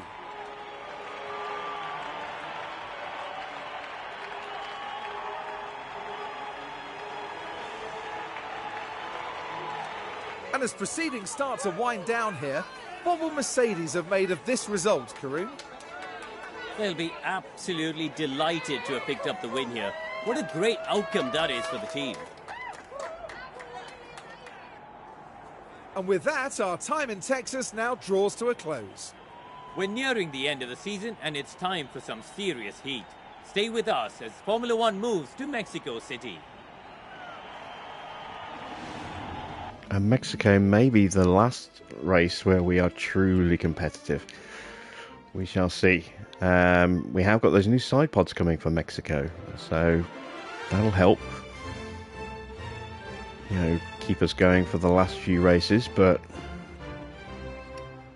yeah, our engines are going to be hitting their threshold very soon, and it's all downhill from there. So there's confirmation of the final results. A win for Lewis Hamilton. That makes 4 wins in the on the bounce with the fastest lap as well. So the maximum 26 points for Lewis to go along with the 8 he got from the sprint. Another good race for Max, gets himself 2nd place again. So he comes away with 25 points this weekend. We have closed the gap to him a little bit, but not enough. It would have been nice if Max had not made the podium. Perez stays 3rd. Good result for Alonso again. He claims 4 places. Carlos recovering well, up to 5th, but still not massive points for Ferrari. Just 16 points for them in total in the main race. Stroll stayed 6th. Couldn't stay ahead. Couldn't get ahead of Carlos, but could stay ahead of Charles Leclerc, who had another terrible race. Gasly stayed 9th. Ocon fought his way back up, so both of the Alpines finish in the points again. We're seeing that so often in the second half of this season. It's just a shame George had that massive lock-up, which did damage, got him a penalty. It hurt Charles a little bit, but it certainly hurt George more, I think. Lando missing out on points again. Very close, once again in 11th place. That McLaren just does not have enough pace to be consistent, unfortunately for him. No sign of points for Bottas this time round. He managed to sneak a point at Qatar, but certainly nothing doing for Alfa Romeo here. Let's take a look at the Constructors' Championship. Drivers' Championship first of all. So Max extends his gap to his teammate only just. We're chasing down Perez, aren't we? Not Leclerc. I completely forgot. So we closed the gap by 9 points to Checo. So we are now just 18 points behind. Yes, 18 points off. So that's not too bad. We are 38 points away from Max. Still plenty of points available. Can we do it? I don't know. Be interesting to find out. Good result for Carlos. Helps move him away from George after George's misfortunes. So that puts him a little bit more under control in 5th place. But still, as I say, time to go. 17 points between the two drivers. Alonso getting some good points. Trying to stay within touching distance of Russell. He is just 10 points behind him. Lance finally gets some more points and breaks into triple digits. Ocon and Gasly staying very close, just 2 points between those two. That's your point scorers. Let's take a look at the Constructors' Championship. No, once again, we cannot close the gap to Red Bull. We just can't do it. They are 162 points clear of us. We are not catching Red Bull, but we are now a little bit more comfortable against Ferrari. We've gone from being, a little bit behind them, but hunting them down, to now being 36 points clear. That's pretty nice. That's pretty nice. If we've got to try and maximise these opportunities that we have remaining, because as I say, our engines are running out, we cannot afford financially to buy any replacement engine parts. So, our pace is going to drop off. If we do have a shunt, we're going to be at the point where we just have to turn up, do a lap and retire, or maybe not even complete the first lap. It's not a situation I'm looking forward to. A shunt now with either of our cars could be catastrophic, but especially for Lewis, given that he is in the picture for the title for the Drivers' Championship, and obviously losing one of our cars, either one of them, is going to be really disastrous for us in terms of trying to stay in 2nd place and stay ahead of Ferrari. Aston Martin 20 points. It's not bad for them, but they're still too far away from Ferrari to close that gap. I don't think there's going to make any change there. And again, Alpine picking up a couple of points. They don't score enough to really challenge Aston Martin, and they're miles clear of Haas. So it's as you were in the Constructors. I can't see the positions changing from 4th, 5th or 6th or 7th. The only real battle now is going to be between these 3 teams and us and Ferrari. That is pretty much it, I think. As far as pit stops go, once again, Red Bull blisteringly quick. AlphaTauri also very fast with Nick de Vries, 2.1 seconds. Aston Martin are up there, Ferrari are up there with both their cars, Alpine are up there with both their cars. McLaren get in there with both of their cars. We do not make the top 10 again. How far off were we? Well, a long way off on the first stop. Not quite sure why that was so slow.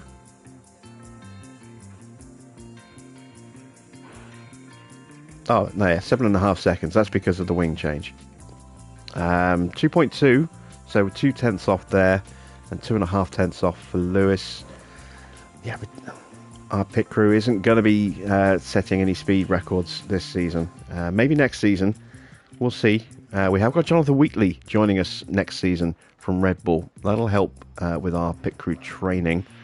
And now that I've got more understanding of how the custom schedules work, we can hopefully put together a very, very strong pit crew next season. So, performance across the sprint and the race, we had a total of 19 overtakes for George, 13 failed, 22 successful defences, 13 failed for those.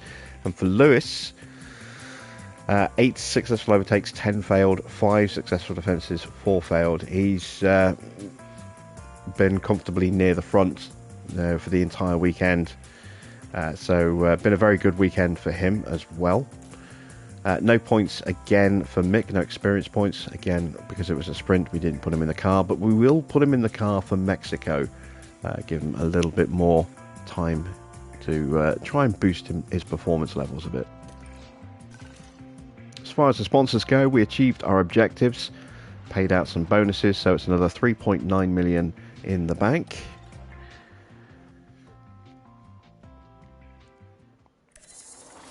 And there is the side pod design complete. So let's go straight to manufacturing.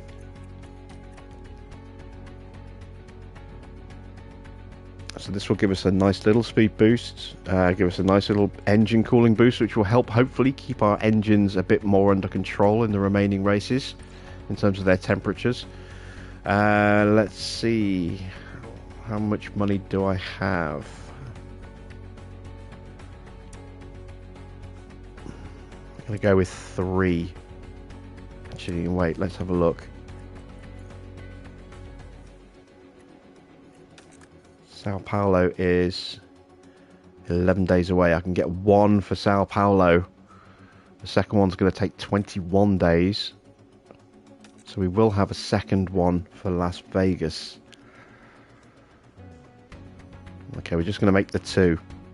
So that's another 900 grand gone from our cost cap. Let's see, can we start another research project? Where do we need to put those hours? Or that experience?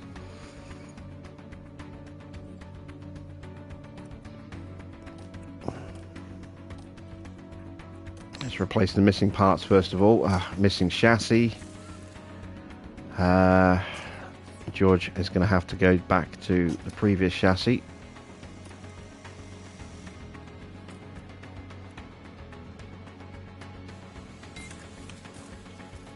We've got plenty of spare rear wings, side pods.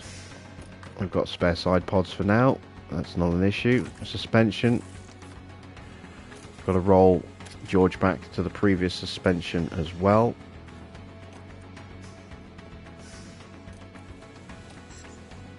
Lewis needs a new rear wing. There we go, replaced that. How many of those have we got left? 3. Okay, so we've got 1 spare until we have to drop George onto the previous spec. We've got to give priority on parts to Lewis because, as I say, he is in the hunt for the title. So that does mean we've got to sacrifice performance on George's car to make sure that we can keep performance on Lewis's car. It's a bit shitty, but it is what it is. You know, we just don't have the funds to be able to manufacture all the spare parts that we're going to need just for a couple of races. So, right, let's check the inbox. Car inspection results, we've just dealt with that. And you can see the parts that were broken and the parts that failed. Side pods are done. We've started production on those. We've got 4 days until Mexico.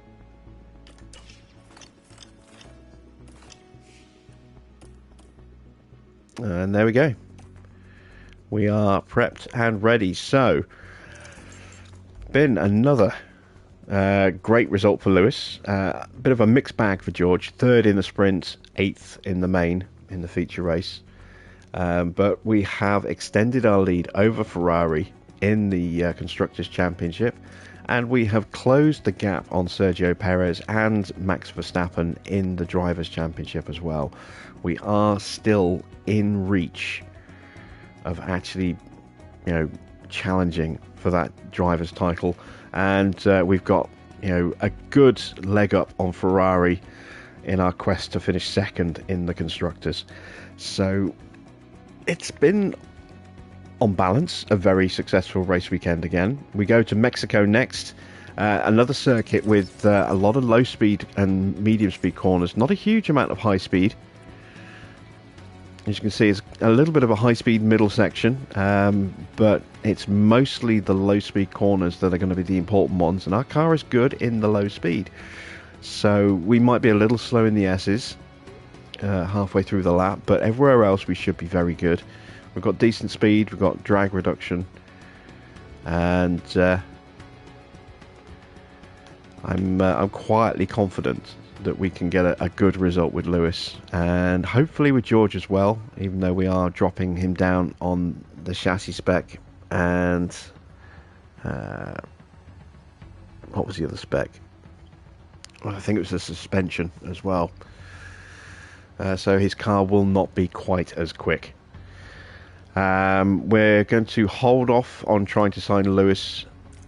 It's a race weekend day, so we can't try and sign him today anyway. And B, we're going to wait and see if Lewis does win the championship. So if he does, we will let him bow out gracefully and ride off into the sunset with his 8th World Championship and sign off from Mercedes on a high.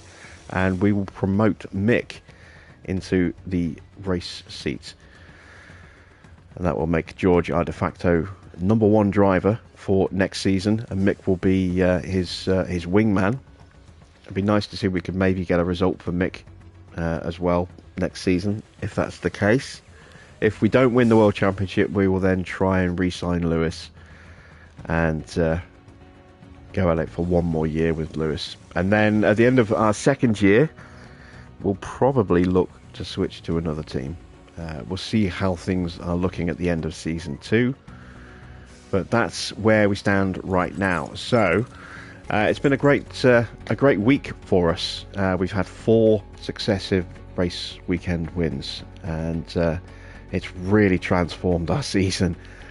These races this week have been amazing. I was disappointed with Monza. We had the chance of a win. It was cruelly snatched away from us with that lockup, and then a bad pit stop on top of that for Lewis. But ever since then, he's just been mighty with wins at Singapore, Suzuka, Qatar, and now COTA. And maybe we could be in the picture for another race win at Mexico. We'll find out on Monday. We'll be back at the usual time on Monday at 9 p.m. UK time. I might be round for some City Skylines on Sunday. I know I said that last week, but I probably will do a little bit of streaming at some point on Sunday for some City Skylines. I'm working on a rebirth of Bobbington into Jimsburg. So I'm basically starting that map from fresh, but having deleted everything, so I still have everything unlocked, and I've got a little bit of cash. I built the rail network, and I'm building the city around the rail network. So I might stream a bit of that on Sunday afternoon, because I did a bit of that this afternoon. So if I don't see you at the weekend, then I'll see you on Monday. Thank you all for watching.